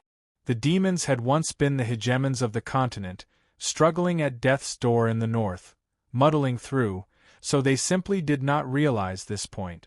Even if some clear-headed and cool-headed personages had realized this point, like the young demon lord or mountain man Yanji, they had been given too little time, and the demons were too chaotic internally. Every time he thought of the demon's current situation, Chen Chongqing would rejoice, but he would also be somewhat confused, and then he thought of Shang Xingzhou's words in Luoyang. Perhaps that person had still realized that he was still a human? As he gazed at the dragons of dust in the plains and sensed the extremely minute vibrations, Chen Chongqing could no longer be bothered to think about that question. Were those vibrations the hooves of horses galloping away, or was it his own heartbeat? He felt like his heartbeat had sped up for no reason. Was it because the curtain was about to be lifted on this magnificent war? The demons were certain to lose and the humans were certain to win. The general trend was already set. But we still had to work hard, truly work hard, only then can we truly win. He thought about how, in the years to come, how much hot blood would be shed by those young men and women leaving Xuanyang City, how many sacrifices would be made. Even someone as calm as him couldn't help but feel his cheeks heat up. He thought of the heaven sword and dragon saber. The valley in the late spring was covered in blood. The low-level demon soldiers became even uglier after death, the corpses in the grass exuding a foul stench. The plains were not too hot, but if they were left for too long, they would inevitably rot. At the very beginning, the human armies would use array masters to clean up the battlefield. After every battle, the clear light of arrays and the flames that followed could be seen all over the plains. Later on, more and more demon soldiers died and the battle grew more and more tense. In order to conserve the magic power of array masters, there was no longer such a requirement. The temporary tents were set up on high ground, but this so-called valley was actually a continuous stretch of grassland. It could not be said to be easy to defend or difficult to attack. Twilight dyed the distant plains and the nearby carriages. The smoke from the chimneys had already dissipated and the bonfires were gradually brightening. A sorrowful song could be faintly heard, but it drew even more curses. Liang Hongzhuang leaned against the wheel of a carriage, narrowing his eyes as he gazed at the setting sun, the grass in his mouth trembling. Of course, he was not wearing that red dancing dress, nor was he wearing heavy makeup. It was just that he was naturally beautiful, especially with that pair of eyebrows that were as dark as ink and slender as hooks. Amidst his charm was a heroic spirit, a natural romantic. When he first entered the battlefield, he had attracted countless gazes, but now no one dared to discuss him. In the army, he had the highest cultivation, killed the most demon soldiers, and also suffered the most injuries. There was a very deep wound under his ribs. Through the gaps in the bandages, one could see the white bone and smell the stench of decay. A person squeezed in next to him and sat down. As he gazed at the corpses of the low-level demons on the meadow, a mocking expression appeared on his face. "It's been so many days, but we haven't seen a single high-level demon. Could they have all been killed off by the old demon lord?" The speaker was Feng Guijun. Not too long ago, he had been the governor of Xuanyang City for several decades, but now he was a general on the front lines. When he heard Liang Hongzhuang say those words to the Pope below the stage, he had vaguely guessed at his end. But he had not expected that he would be together with Liang Hongzhuang on the front lines. He didn't know if this was the Pope's will or the Holy Maiden's arrangement. Liang Hongzhuang ignored him. Feng Guijun sneered. "The imperial court wants me to send myself to my death as repayment for half the property of your Liang household, but what about you? Why didn't your elder brother come, but instead sent you to your death?" Yes, coming to the plains was, from a certain perspective, sending yourself to your death. Although the humans currently held the absolute advantage, and in so many battles, the number of demon soldiers dying was twice that of the human soldiers, people would still die in the end, especially now that many people had noticed that the situation was rather strange. Feng Guijun's ridicule stemmed more from his unease. Upon entering the plains, the human armies had already encountered many demon armies and engaged in many fierce battles. They quickly realized a very strange phenomenon. Other than an extremely small number of officers, there was no sign of any high-level demons in these battles. Even the strongest of the demons, the wolf cavalry, were nowhere to be seen, as if they had vanished. The ones rushing towards the human army like a tide were the lowest rank of the devil army. These low-level demon soldiers were slow to develop their intelligence, and could even be described as stupid. Even if they possessed immense strength that surpassed ordinary humans, in front of the crossbows and array masters of the human armies, they could only be slaughtered. Logically speaking, they should not have been too difficult to deal with. The problem was that the low-level demon soldiers the human armies encountered were different from the ones they had encountered in the past. The low-level demon soldiers had become even braver, their temperaments more violent, their methods more cruel, and they even seemed to have no fear of death. If these low-level demon soldiers of the past were only of low intelligence, they now seemed to have lost their minds and become purely tools of slaughter. Countless low-level demon soldiers, fearless of death, would pour in wave after wave, bringing great pressure to the human army, whether it was in terms of battle or spirit. The army led by Feng Guijun had suffered severe casualties, and it was hard to say how much longer they could last. A similar situation was probably taking place in the various areas of the grassland. Liang Hongzhuang said, "It should be some sort of medicine that has made these ugly fellows lose their minds and only know how to send themselves to death." This was the conjecture of many people, but they did not understand why the demons were responding to the situation so extreme when the war had just begun. It had to be known that this medicine had assuredly had extremely powerful side effects.